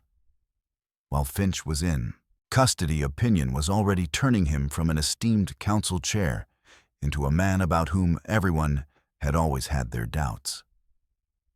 Inspector Fletcher, meanwhile, was in the cramped office above the post office, reviewing the chain of events. The evidence was sufficient for a charge. Finch's possession of the covenant documents, the witness accounts of his proximity to Price's coat, and the undeniable fact that the valuation report in the parcel had been the very obstacle Finch's plans could not surmount. Yet Fletcher felt an unease he could not quite name. The picture was complete, but there was something in the brushstrokes that jarred. It was Miss Marple who brought it into focus when she stopped by later that morning. "You look," she observed mildly, "as though you've hung a picture straight. But the room itself is crooked." Fletcher gave a brief smile. "I'm satisfied we have Finch for concealing the documents. The meeting at the brickworks, the coat swap, the parcel, it all points to him making sure Blacklow's report didn't see daylight. What I can't shake is the question of the blow to the head. Penrose still thinks it might have come after death. But there's enough doubt that I have to consider it wasn't Finch's hand that caused it." Miss Marple nodded. "Ah, yes. Concealment and killing are 2 very different matters. One requires planning, the other, opportunity, and a willingness to soil one's own hands. You think there were 2 actors that night?" "I think," Miss Marple said, "that the chain between the brickworks and the well may have had more than one link. Finch may have intercepted the parcel, but that doesn't mean he was the last person to see Mr. Blacklow alive." Fletcher leaned back. "Price?" "It's possible," she said. "But I am more interested in the person who had the most to gain from ensuring Blacklow never left the square alive. Someone who could not rely on Finch to do more than remove the papers." That afternoon, Miss Marple made her way to Rose Cottage. Lydia Arkwright received her without surprise, though there was a wariness in her eyes. I hear Finch has been arrested, Lydia said, leading her guest into the small sitting room. Yes, Miss Marple replied. It will be a relief to many. But I confess I wonder whether he was the only one involved. You see, Lydia, there is still the matter of the meeting's location, a place you suggested, and the way that set everything else in motion. Lydia's mouth tightened. I told you. I thought it might delay him. That's all. Miss Marple's tone remained gentle. Delay him or allow him to be met by someone else entirely? For a long moment, Lydia was silent. Then she said, You're suggesting I lured him into danger. But if I had wanted him gone, why would I have given the inspector that page from his notebook? Because, Miss Marple said, it was the page you could afford to give. The one that pointed to the meeting, but not to what came after. If you knew Finch would take the papers, then you could be certain the report would never be used. And if someone else made sure Blacklow was never in a position to write another, well, that would be convenient. Lydia's eyes hardened, but she said nothing further. By early evening, Fletcher had been given something more solid to consider. Young Billy Harper appeared at the Swan and Anchor with a scrap of fabric he claimed to have found in the lane near the square. A strip of coat lining, dark wool with a faint streak of dried blood along one edge. Could be from Mr. Blacklow's coat, Billy said eagerly. But it was on the ground, not near the well, closer to the churchyard gate. Fletcher examined it carefully. If it is his, then the blow might have happened there, not at the well, which means someone moved the body. Miss Marple, when told, gave a small of satisfaction. Yes, the well was not the scene, but the stage, and stages are chosen for their audience. Someone wanted him found there, and in a way that suggested one story while concealing another. The next morning brought confirmation from Dr. Penrose. The wound on Blacklow's temple was consistent with a blow from a blunt, rounded object, possibly a walking stick head or the edge of a railing, and could have been fatal if delivered with force. Not the sort of thing Finch would risk in the open. Fletcher said to Miss Marple as they walked back from the surgery. He's the type to handle matters from a distance. But Price or Reed, they might take a swing if tempers flared. And yet, Miss Marple said, Reed had no need for the parcel, and Price, for all his ambition, strikes me as a man more comfortable with quiet arrangements than violent ones. She paused, her breath making small clouds in the cold air. But there is someone else who might have seen an opportunity that night. Someone whose work brought them near the churchyard gate, and who would not be remarked upon if seen there at an odd hour. Fletcher stopped. You mean? Yes, Miss Marple said. Horace Trumbull, the landlord. He steps out to close the shutters, to fetch something from the yard. And if he had reason to dislike Mr. Blacklow, say for making notes about his fixtures and fittings, then a sharp word could turn quickly to a sharper action. By midday, Fletcher had quietly checked Trumbull's background. The Swan and Anchor's lease, it turned out, was due for renewal, a renewal that could be jeopardized by a valuation suggesting the premises were worth more to a new owner. That evening, Fletcher walked into the public room of the Swan and Anchor and ordered a pint. He let the talk flow around him until the crowd thinned, then said to Trumbull, We found a strip of coat lining near the churchyard gate. Blood on it. Blacklow's blood. I think you know how it got there. Trumbull's jaw worked. I didn't mean to kill him. He came at me, accusing me of trying to cheat the parish, of being in league with Finch. Said he'd put it all in his report. I told him to mind his tongue. He stepped in close, I swung, just to push him back. and he went down hard. I didn't know what else to do. So you dragged him to the well, Fletcher said. Trumbull nodded, eyes down. Finch was there, coming from the Swan, saw what I'd done, said he could make it look like Price's doing if I kept quiet. Took the papers from the coat and walked off. When Fletcher relayed this to Miss Marple later, she nodded gravely. 2 crimes, linked by convenience. Finch saw a chance to solve his problem, and Trumbull saw a way to keep his own from the gallows. Neither would have succeeded without the other, though neither planned it together. The arrests were made with little drama. Finch for concealing the documents and perverting the course of justice, Trumbull for manslaughter. Price, though still regarded with suspicion by some, was left without a charge, and Amos Reed returned to his quiet work by the blacksmiths. In the weeks that followed, the frost melted. The square returned to its gentle rhythm, and the well stood unaltered, its water clear and cold.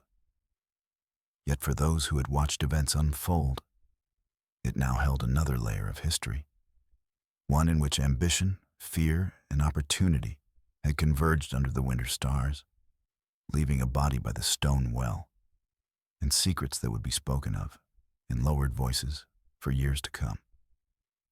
Miss Marple, sipping her tea one afternoon as the church bells tolled the hour, reflected that human nature rarely changed. It was only the setting, a market square, a drawing room, a village lane, that made the patterns seem new. And, as always, the smallest details had shown her the way. A coat sleeve, a fraction too short, a smear of clay, a page from a notebook. Enough, in the end, to see through the fog to the truth. A week had passed since Hartley Finch and Horace Trumbull had been taken away. Yet St. Mildred still seemed to be living in the shadow of the events. Life resumed in its outward forms. The bakery's queue each morning, the clink of pint glasses in the Swan and Anchor, the chatter of children racing down the high street. But there was an underlying caution in people's voices, as if they feared a wrong word might open the ground beneath them. Miss Marple, who had seen more than one village resume its habits after a scandal, knew this wariness would fade. In time, the tale would settle into a pattern of retelling, the details pared down, the morals sharpened to suit the teller. For now, however, the facts were still raw, and there was a certain comfort in repeating them. On the Tuesday after the arrests, Inspector Fletcher returned to St. Mildred's for a final round of interviews and formal statements. He found the villagers cooperative in their various ways. Mrs. Hart brisk and precise, Mrs. Weatherby wandering into tangents about her cousin in Devon, Amos Reed terse but truthful. Even Harold Price, now somewhat humbled, answered without his earlier flourish.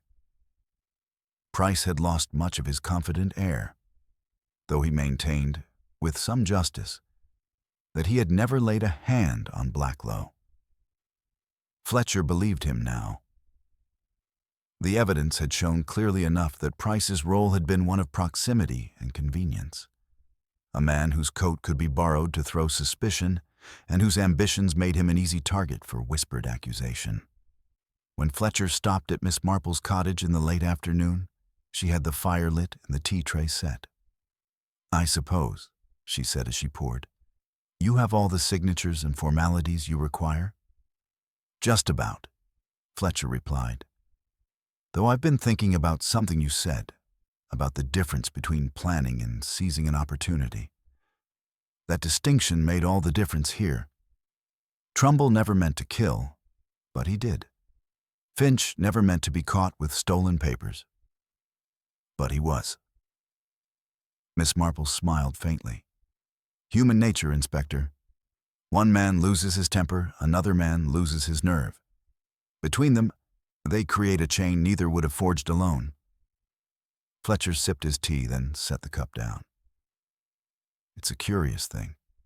I've closed dozens of cases, but this one will stay with me, not because of the crime itself, but because of the way the pieces fit. It wasn't a puzzle laid out neatly from the start. It was a knot that only loosened when you pulled the right thread. She inclined her head in modest acknowledgement. The thread was there for anyone to see. The coat, the clay, the page from the notebook. But of course, most people look for what they expect, and so they miss the small irregularities. It's the irregularities, I find, that tell you where the truth is hiding. They sat in companionable silence for a moment, the faint tick of the mantel clock at the only sound. In the following days, the village began to knit itself back together. The parish council, minus its chairman, announced that the plans to alter the square had been abandoned in light of recent events.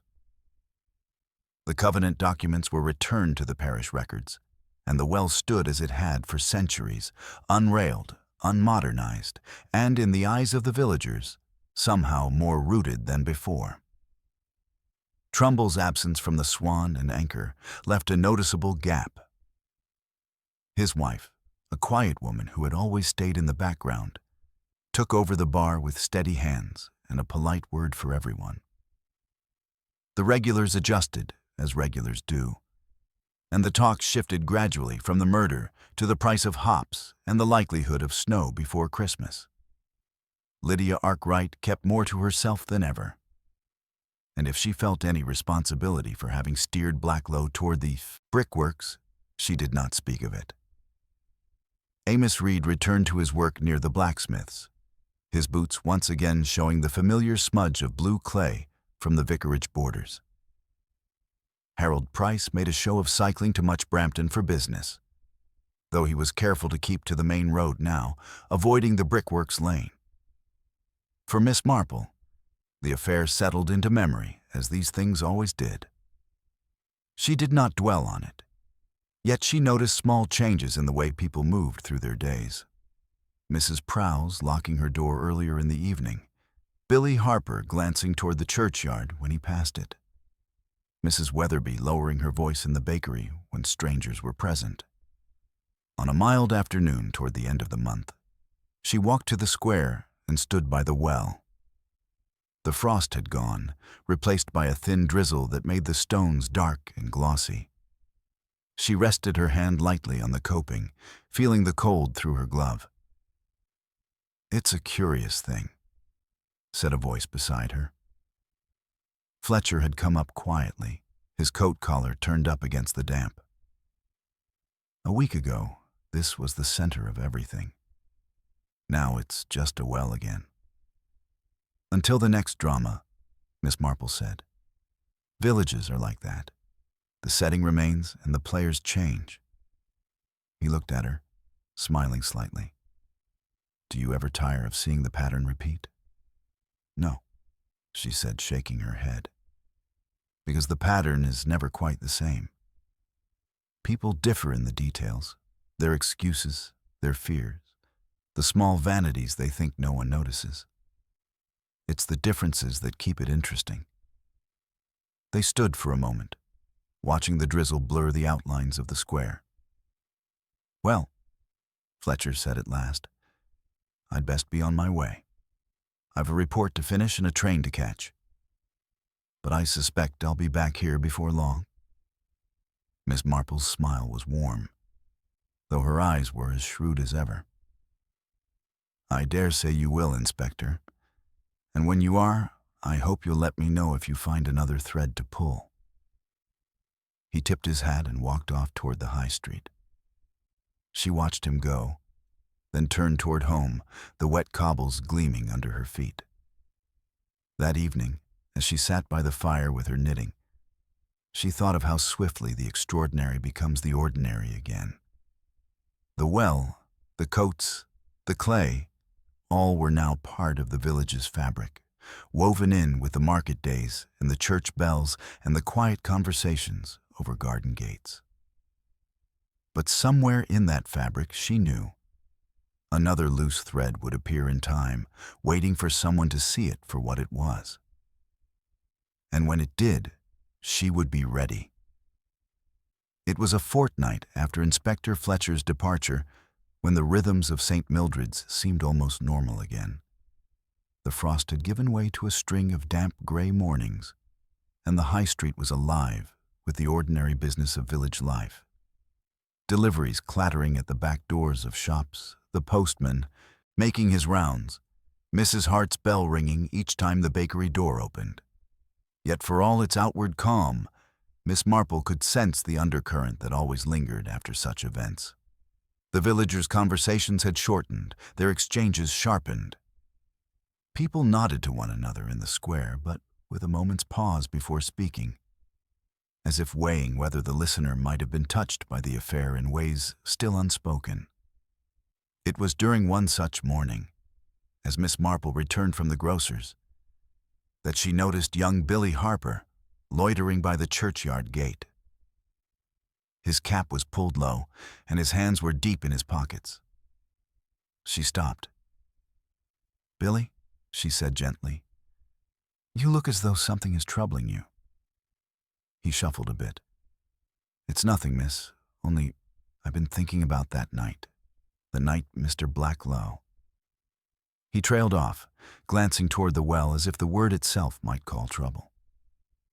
"Yes," she prompted.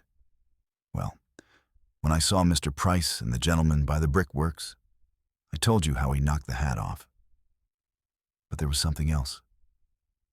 I didn't say before because I wasn't sure it mattered. When the hat rolled, another man came round the bend. Just for a moment. I thought it was Mr. Trumbull, but it could have been someone else in a dark coat. He didn't stop, just kept walking toward the square." Miss Marple's eyes narrowed slightly. "And you are only telling me this now?" He looked abashed. Didn't seem important. But now I keep thinking, maybe that's how the gentleman ended up in the square, following someone. She thanked him, told him to keep his eyes sharp, and walked on. It was a small detail, but small details were often the hinges on which a door turned.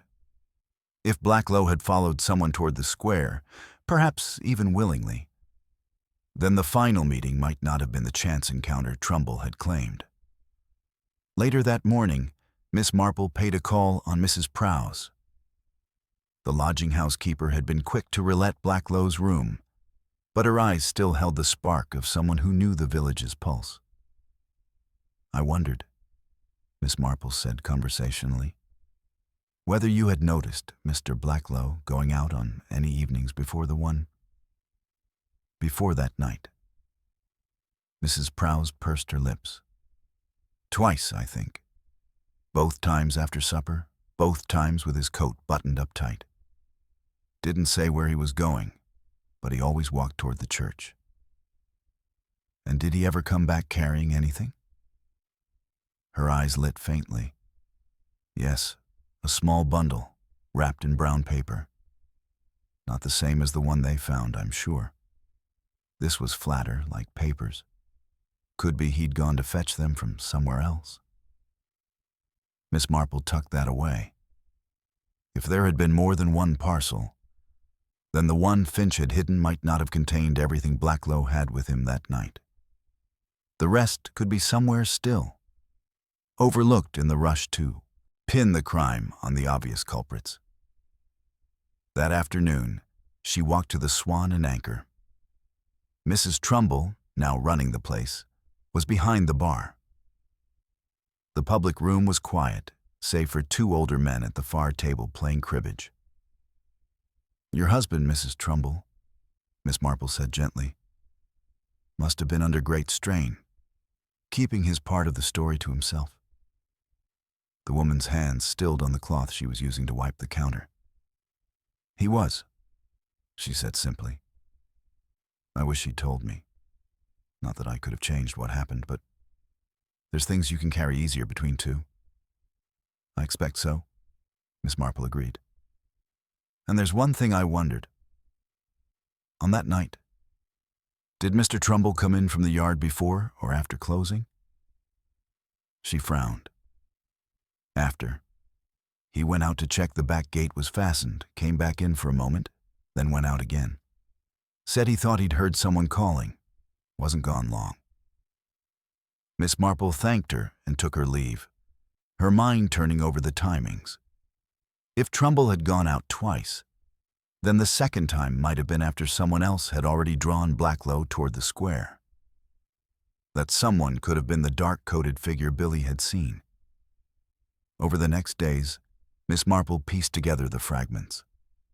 From Mrs. Weatherby, she learned that Amos Reed had been seen near the churchyard that evening, looking for his cat, though no one recalled him ever keeping one. From Mrs. Hart, she learned that Finch and Reed had spoken together in the lane behind the bakery not long before the parish meeting that night.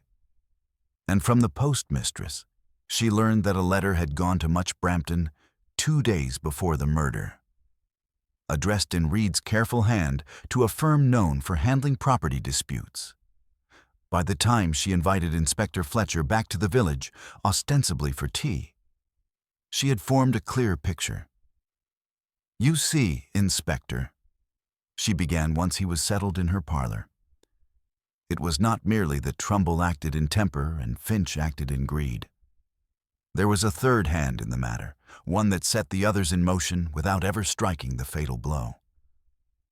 "Reed," Fletcher said slowly. She nodded. He knew Blacklow's report would favor keeping the well as it was, which, for him, was a matter of pride and heritage. But he also knew Finch wanted the well gone, and Trumbull feared for his livelihood. By letting Finch believe there were papers that could harm him, and by hinting to Trumbull that Blacklow was in league with Finch, Reed created the perfect storm. He sent word, perhaps indirectly, for Blacklow to meet near the brickworks, knowing Price would be there and could serve as a useful distraction.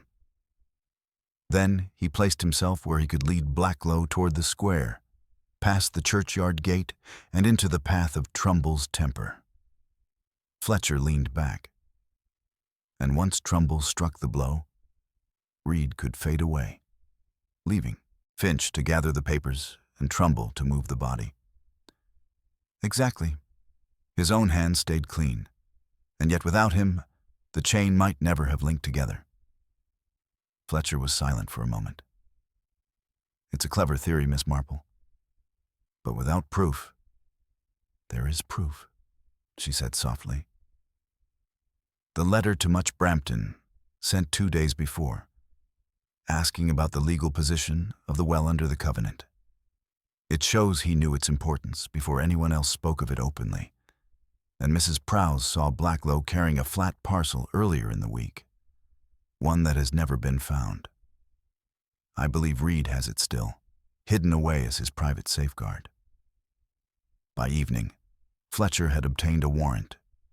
In a locked chest in Reed's cottage, beneath a layer of old tools, they found a bundle of folded papers, part of Blacklow's valuation notes and sketches, including one marked Meeting B.W. and another detailing costs for the removal and restoration of the well stones. Reed did not resist when confronted, though he denied intending any harm. "I only meant to make sure the well stayed as it was," he said. "Didn't reckon the others would take it so far. It was enough to bring a charge of conspiracy to pervert the course of justice, and with Reed's role exposed, the last of the shadows over the affair lifted. A week later, with the legal proceedings underway, Fletcher returned to St. Mildred's to see Miss Marple. They stood once more by the stone well, the winter sun low in the sky. "You've a way of finding the hidden player," Fletcher said. "I thought we had the whole picture, and you showed me we were missing a piece." Miss Marple smiled. "It's always worth asking who benefits from setting the stage, Inspector. The one who chooses the place and time is often the one who writes the ending." They walked slowly toward the high street, the well behind them once again, only a part of the village scenery. But for those who had lived through it, a reminder that in the quietest of places, the most complex of dramas could unfold. shaped by vanity, pride, and the small deceits that so often prove fatal. By early February, the air in St. Mildred's had softened.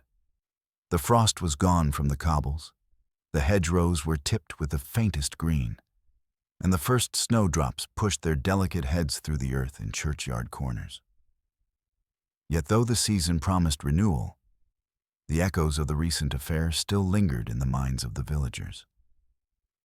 The well in the square was once more just a meeting point, a place where Mrs. Hart might pause to exchange a recipe with Mrs. Weatherby, or where Amos Reed, now less inclined to loiter, passed on his way to work.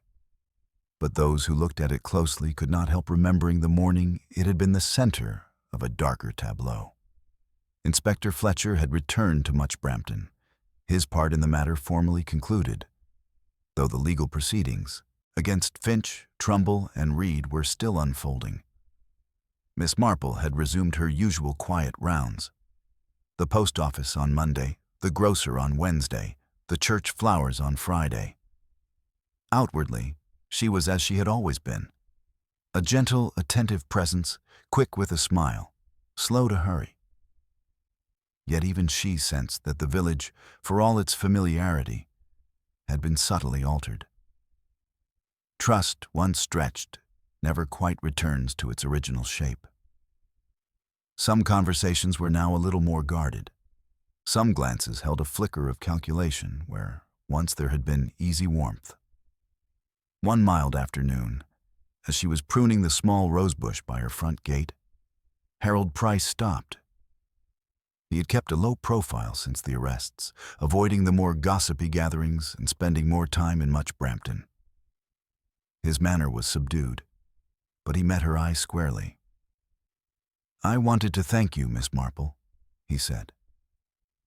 "I know I was never charged, but, well, it might have gone very differently." She looked up from her work. "The truth will out, Mr. Price, though sometimes it takes a little longer than we'd like. I trust you will be careful where you are seen, and with whom, in future." His mouth twitched into the ghost of a smile. "You may rely on it." When he had gone, she returned to her pruning with the same measured care, thinking how close Price had come to becoming the convenient villain of the piece. He had been lucky, and luck, in her experience, was a fickle companion.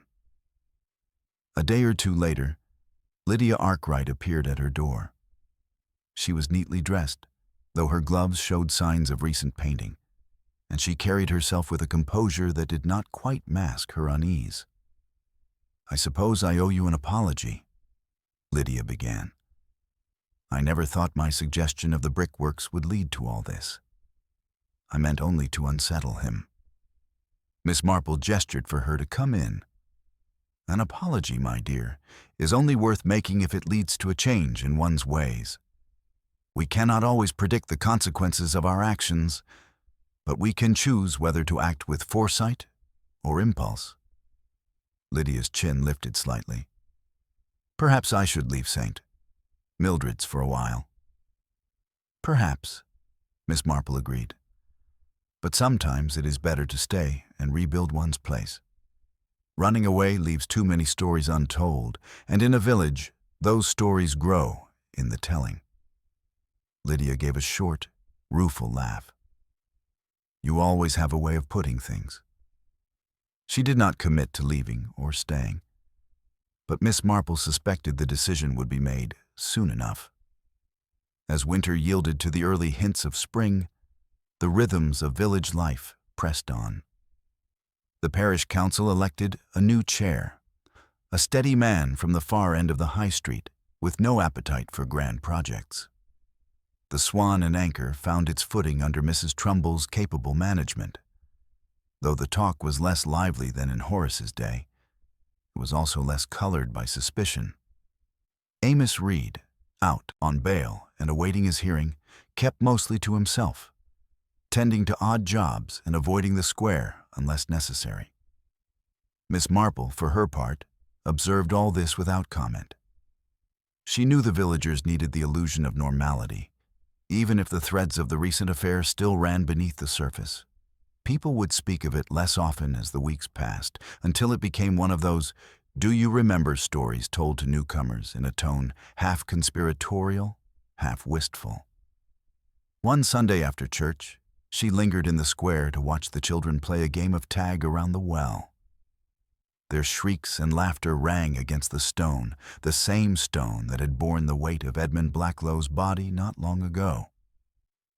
To them, it was simply part of the scenery, as safe and ordinary as the bakery door or the vicarage wall.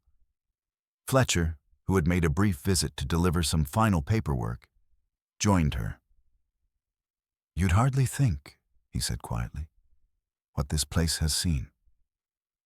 "That is the way of things," she replied. "The world goes on, even where tragedy has passed. It is we who carry the memory." He glanced at her. "And what do you make of it all? Now it's over?" Miss Marple's eyes followed the children's darting movements. "It is rarely over, Inspector. Threads from this will run into other matters, other years. But the lesson is the same as it ever was. Human nature is constant. Pride, fear, ambition, they are the same in St. Mildred's as anywhere. And if one knows how to read them, one can often see the trouble before it begins." They stood a while longer before parting, Fletcher to his car, Miss Marple to her cottage. The drizzle had started again, a fine mist that softened the outlines of the square and made the cobbles glisten. That evening, she lit the fire and set her knitting in her lap. The familiar click of the needles was a comfort, the rhythm steady and sure. Outside, the village settled into the quiet of night. Shop shutters drawn, lamps glowing behind curtains, the last footsteps fading away. In her mind, she traced the chain of events once more. The first sight of the body by the stone well, the murmurs in the bakery, the clay on the cuff, the coat sleeves too short, the parcel that passed through too many hands. Each link had been forged by an impulse, a choice, a moment of weakness or calculation. Alone, none of them might have ended in death. Together, they had formed a tragedy. She thought, too, of how swiftly the extraordinary had been folded back into the ordinary. The well would stand through many more seasons, witness to weddings and fêtes and quarrels and reconciliations. Perhaps, in a decade's time, only a few would remember the cold morning when the square had filled with whispers and suspicion. Miss Marple would remember. She always did. And when, as she knew it must, another small irregularity appeared in the smooth fabric of village life, she would be ready to notice it and to pull at the thread until the whole pattern revealed itself once more. For in St. Mildred's, as in every village, the surface might be calm, but beneath it, human nature stirred as steadily as the water in the stone well. And Miss Marple, with her patient eyes and unassuming step, would always be there to see it. March came in with a brisk wind from the west, rattling the bare branches over the high street and sending a scatter of early blossom down the lanes like scraps of pale silk. The square was busy again, not with the feverish clustering of the murder days, but with the steady to and fro of errands and errands gossip. The Swan and Anchor's door stood propped open to let in the mild air, and the scent of bread drifted out from Mrs. Hart's shop in warm, steady waves. From her window, Miss Marple could see all of this in one sweep, the way a painter might study a familiar scene before committing it to canvas. The village had returned to its outward normality, but her eye caught the small hesitations. A man stepping a little faster past the well, a woman lowering her voice as she came within earshot of Lydia Arkwright's gate. The murder had been laid to rest in law, but in memory it was still too near for comfort. That morning, Lydia herself stopped at the gate. She had a packet under her arm, watercolors bound for a London gallery, she said. and there was a guarded steadiness in her manner, as if she had practiced it. "I've decided to stay for now," she told Miss Marple. "People will talk either way. If I go, they'll say I'm running from something. If I stay, they'll say I want to keep an eye on everyone. So I might as well stay where my paints and brushes are." Miss Marple regarded her with a faint smile. "And perhaps where you can see who comes and goes past the well?" Lydia's eyes narrowed, but she did not answer. She gave a polite nod and went on her way, her heels clicking briskly against the cobbles. By the week's end, the talk in the bakery had turned from the murder to the parish fete, not the midsummer one, which was still months away, but the spring fair to raise money for repairs to the church roof. Mrs. Hart, bustling behind the counter, had already signed herself up for the cake stall, and Mrs. Weatherby had volunteered her front garden for the plant sale. Even Harold Price, eager to recast himself as a man of the community, had offered the use of the rectory's lawn for the tea tables. Miss Marple was not surprised at the eagerness. In villages, a fete could serve as a form of renewal, a public demonstration that the social fabric was intact, even if the seams had been strained. She agreed to provide seedling trays for the plant stall, knowing the practical work would give people something better to talk about than the lingering shadows of the Blacklow affair. It was during one of these preparations that Billy Harper reappeared at her gate, cap askew, cheeks flushed from running. "Miss Marple," he panted, "I saw Mr. Reed, and you'll never guess. He was at the vicarage garden digging by the old shed. Not for flowers either. Looked more like he was burying something." Miss Marple's interest sharpened. "And what makes you think so, Billy?" He had a bundle, wrapped up in cloth, heavy by the way he carried it, put it in the ground, covered it fast, and went off like he was late for something. That evening, she walked up to the vicarage, on the pretext of delivering a jar of marmalade. The vicar's wife, delighted at the gift, invited her in for tea. Miss Marple, all mild interest in parish doings, waited until the conversation had wandered to the church roof before asking casually, "Has Amos Reed been helping much with the garden of late?" "Oh, yes," said Mrs. Spence. "He's very good about tidying up. Cleared a patch by the old shed just yesterday, said it would be perfect for potatoes." Miss Marple's eyes twinkled behind her spectacles. Potatoes, indeed. She took her findings to Inspector Fletcher, who had returned briefly to Much Brampton on other business. "If there is something buried there," she said, "it may be another piece of the puzzle Reed thought he could keep to himself." Billy's timing is seldom wrong. The following afternoon, Fletcher and Constable Hughes dug where Billy had pointed. From under a shallow layer of soil, they brought up a stout canvas bag. Inside, wrapped in oilcloth, was a flat stack of documents, the remainder of Blacklow's working papers, including sketches of the well and notes on property boundaries not included in the parcel Finch had hidden. Fletcher turned them over slowly. He kept these back. Insurance, perhaps, in case things didn't go his way in court. Miss Marple nodded. It is a common failing among those who dabble in deception. They cannot resist keeping one last thread in their own hand. And so, they give themselves away. Reed's solicitors were quick to adjust their advice in light of the new find. With the evidence of deliberate concealment added to the earlier charges, his prospects dimmed considerably. In the Swan and Anchor that evening, the talk was brisk and unapologetic. If he had not wielded the blow, he had certainly played his part in bringing it about. As the spring fair approached, the village seemed to breathe a little easier. The church roof fund gave everyone a harmless common cause, and the act of planning together choosing bunting colors, debating the merits of sponge cake versus fruit loaf, smoothed over frayed tempers.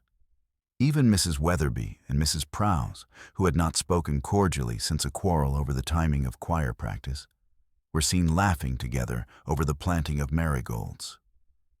On the day of the fair, the square was bright with stalls and striped awnings. The well was garlanded with ivy and early flowers, its stones polished by many careful hands. Children raced about with toffee apples, and the air smelled of fresh scones and jam. Miss Marple moved quietly among the stalls, exchanging greetings, admiring needlework, and noting with quiet satisfaction how easily people could turn their energies to pleasanter things once given the chance. Fletcher, who had come down for the day, found her near the tea tables. "Quite a change from the last time I stood here," he remarked, glancing toward the well. "Ah, yes," she said. "But you see, Inspector, the well is like the village itself. It holds what is poured into it. Once it held suspicion and fear, now it holds flowers and laughter. It is not the stone that changes, but what people choose to place upon it." Fletcher looked at her thoughtfully. "Do you ever think the village will forget entirely? Forget, perhaps. Forgive, in its own way. But the remembering will lie quietly, like those papers in the ground, until someone turns the earth again." By late afternoon, the fair was winding down. The last slices of cake were sold, the bunting was coming down, and the stalls were being folded away. Miss Marple walked home through the soft light, the murmur of the fair still drifting on the breeze. In her parlor that evening, she set her knitting aside and let her thoughts drift. The Blacklow affair was, in the eyes of most, concluded. The culprits named, the papers recovered, the well restored to its place in the life of the square. Yet she knew that in human nature, as in gardens, the roots of trouble ran deep, often unseen, ready to sprout when conditions favored them. Her gaze rested on the window, where the faint outline of the well was just visible in the moonlight. Somewhere, beyond the reach of gossip and trials, the truth of that night lay in the private consciences of those who had played their parts. Some would carry it heavily, others scarcely at all. Miss Marple did not judge which was worse. She merely knew that, in time, another small irregularity would arise in the pattern of village life. A misplaced word, a hurried glance, a coat sleeve a fraction too short. And she would be here, quietly noting it. For the well might be of stone, but the village was of people, and people, as she well knew, were the most changeable and the most predictable element of all. April came in soft and green, washing the hedgerows and new leaf and scattering primroses along the verges. The square was gentler now, free of the brittle watchfulness that had gripped it through winter. There were mornings when the sound of the church bells seemed to ring without echo, as if the air itself had decided to stop listening for anything but the hour. Miss Marple walked there often, her steps unhurried, pausing at the stalls that reappeared each Saturday. Flowers from the vicarage garden, eggs from the Harpers, a small table of knitted goods overseen by Mrs. Prowse. The well sat in the middle of it all, garlanded now with pots of tulips. From the spring fair, its stones warm under the noon sun. To most, it was once again a harmless landmark. But she, of course, never looked at it without seeing other mornings, and the still figure that had begun the whole affair. Hartley Finch and Horace Trumbull were now both held in remand, their trials scheduled for early summer. Amos Reed had pleaded guilty to the charge of concealing evidence, sparing himself a trial, but earning a steady trickle of cold looks from neighbors who once trusted him. Lydia Arkwright had remained in the village. Though she kept her head down, her art sold through a dealer in Much Brampton rather than the fairs she once frequented.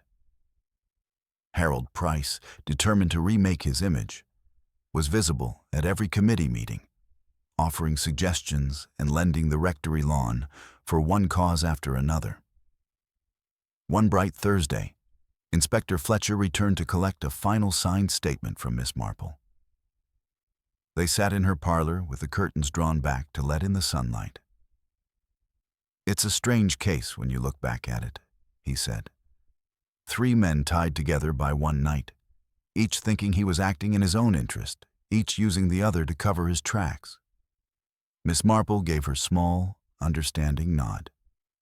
"Yes, Mr. Trumbull with his temper, Mr. Finch with his greed, and Mr. Reed with his determination to keep the well untouched. All quite understandable impulses in their way. But when such impulses meet, they rarely produce anything good." Fletcher smiled faintly. "You make it sound almost inevitable." "In villages, Inspector, it often is. Human nature runs along the same ruts. One only needs to watch for the places where they cross." When he had gone, Miss Marple took a turn through the square. She passed Lydia Arkwright at the post office, Mrs. Weatherby outside the bakery, and Amos Reed, who tipped his cap but did not meet her eyes. There was no strain in her manner. She never displayed triumph in being right.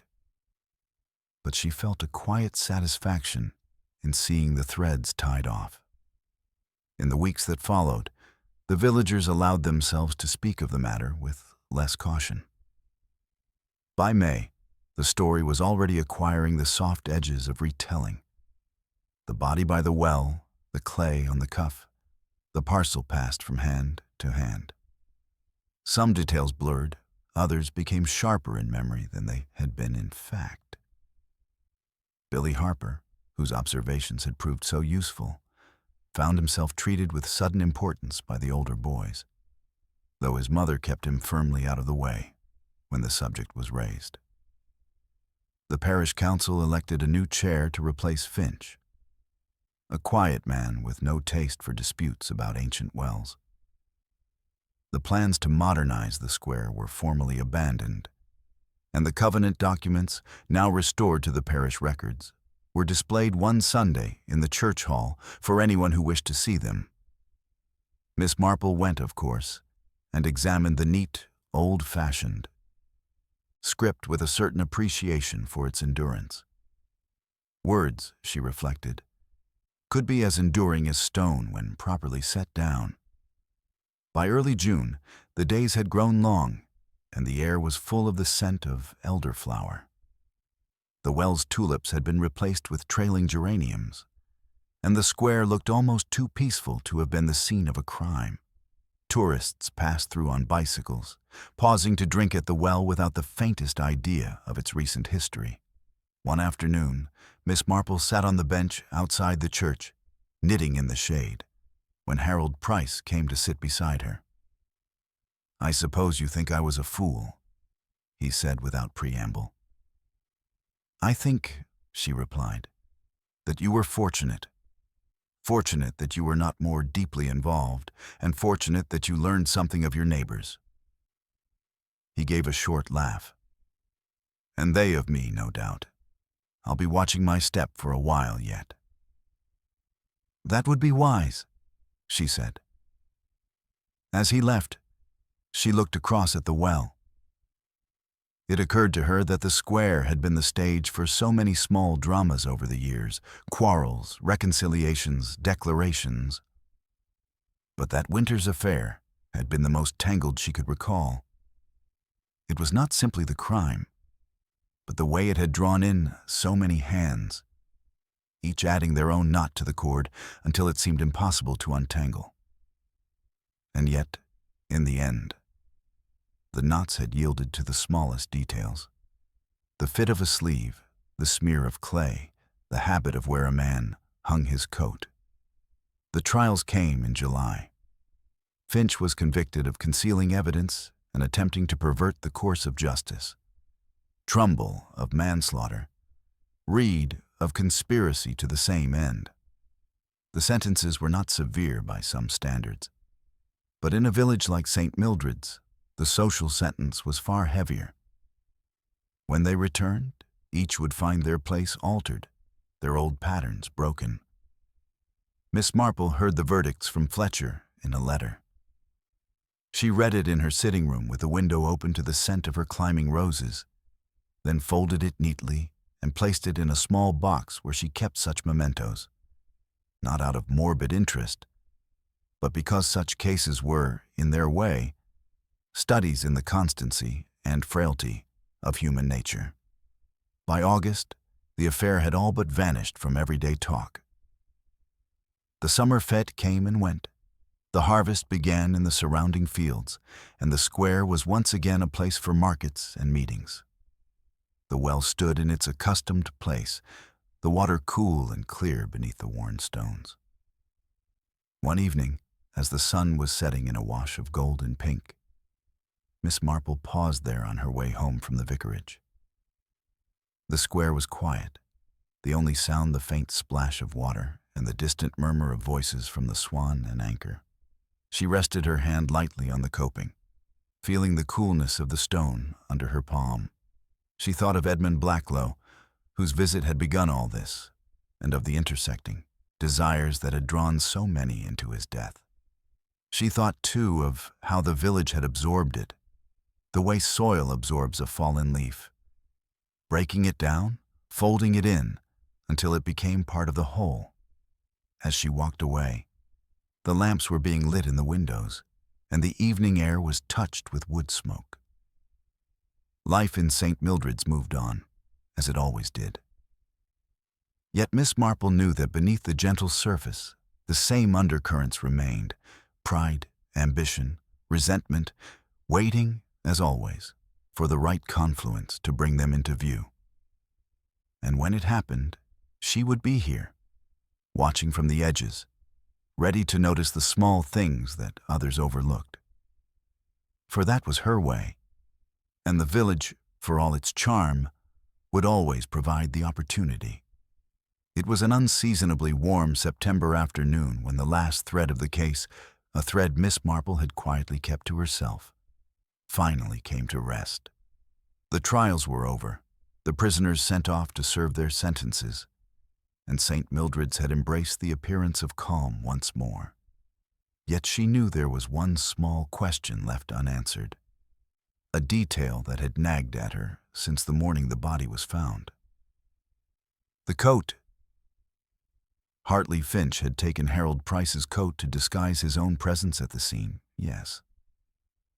But what no one had stopped to ask was this: how did Finch know that Price's coat, and not any other, would be on that particular hook in the Swan and Anchor?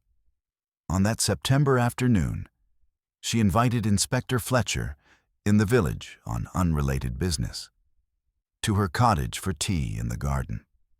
"You remember the coat, Inspector?" she began mildly, pouring his cup. "I do," Fletcher said. It was the linchpin, really.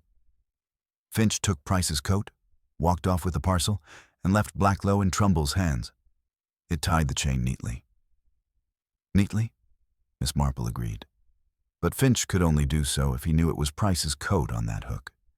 And Finch was not, I think, a man who left such matters to chance. Fletcher frowned. "You're suggesting someone told him?" "Indeed. Someone who could see the hooks without attracting attention. Someone who could move freely between the bar and the door, and who had an interest in seeing suspicion fall on Price from the very first." Fletcher's eyes narrowed. "Lydia Arkwright." Miss Marple nodded. She invited Blacklow to the brickworks under the guise of business. She made certain Price would pass that way, knowing he'd likely stop at the Swan after. And she contrived to be in the Swan herself just long enough to note where he hung his coat, and I suspect to mention it casually to Finch in a way that let him think it was his own idea to use it. She never laid a hand on the parcel or the man, but she set the pieces in place with remarkable precision. Fletcher let out a low breath. "And why not tell me this before?" "Because, Inspector, it was a crime of manipulation," not of murder or theft. The law might not touch her for it, but the village will. And in some places, that is a heavier sentence than any court could pass. As if to prove the point, Lydia was at that moment passing along the high street, a basket over her arm. She nodded politely to two women outside the haberdashers. They returned the nod, but their smiles were thin. She walked on, a solitary figure in a place where solitude was never quite of one's choosing. Fletcher looked at Miss Marple. "You think she'll stay?" "Not for long," Miss Marple said. "Once you've set a chain in motion and seen where it leads, it's very hard to remain among those who've had to live through it." They sat in companionable silence for a while, the garden warm with late roses and the hum of bees. Beyond the hedge, the village moved at its gentle pace, the market stalls being folded away, the clatter of hooves on cobbles from the milk cart. At last, Fletcher stood. "Well, you've tied it up, as always. Even the part I didn't know was loose." Miss Marple smiled. "One must always look for the hand that doesn't seem to touch anything, Inspector. It's often the one that has set the whole scene." He tipped his hat, and she watched him go down the garden path, his figure framed for a moment against the golden light. Then she turned back to her knitting, the faintest smile at her lips. The well in the square would continue to stand, as it always had, gathering whatever was poured into it, laughter, whispers, or, as in that winter past, the residue of fear.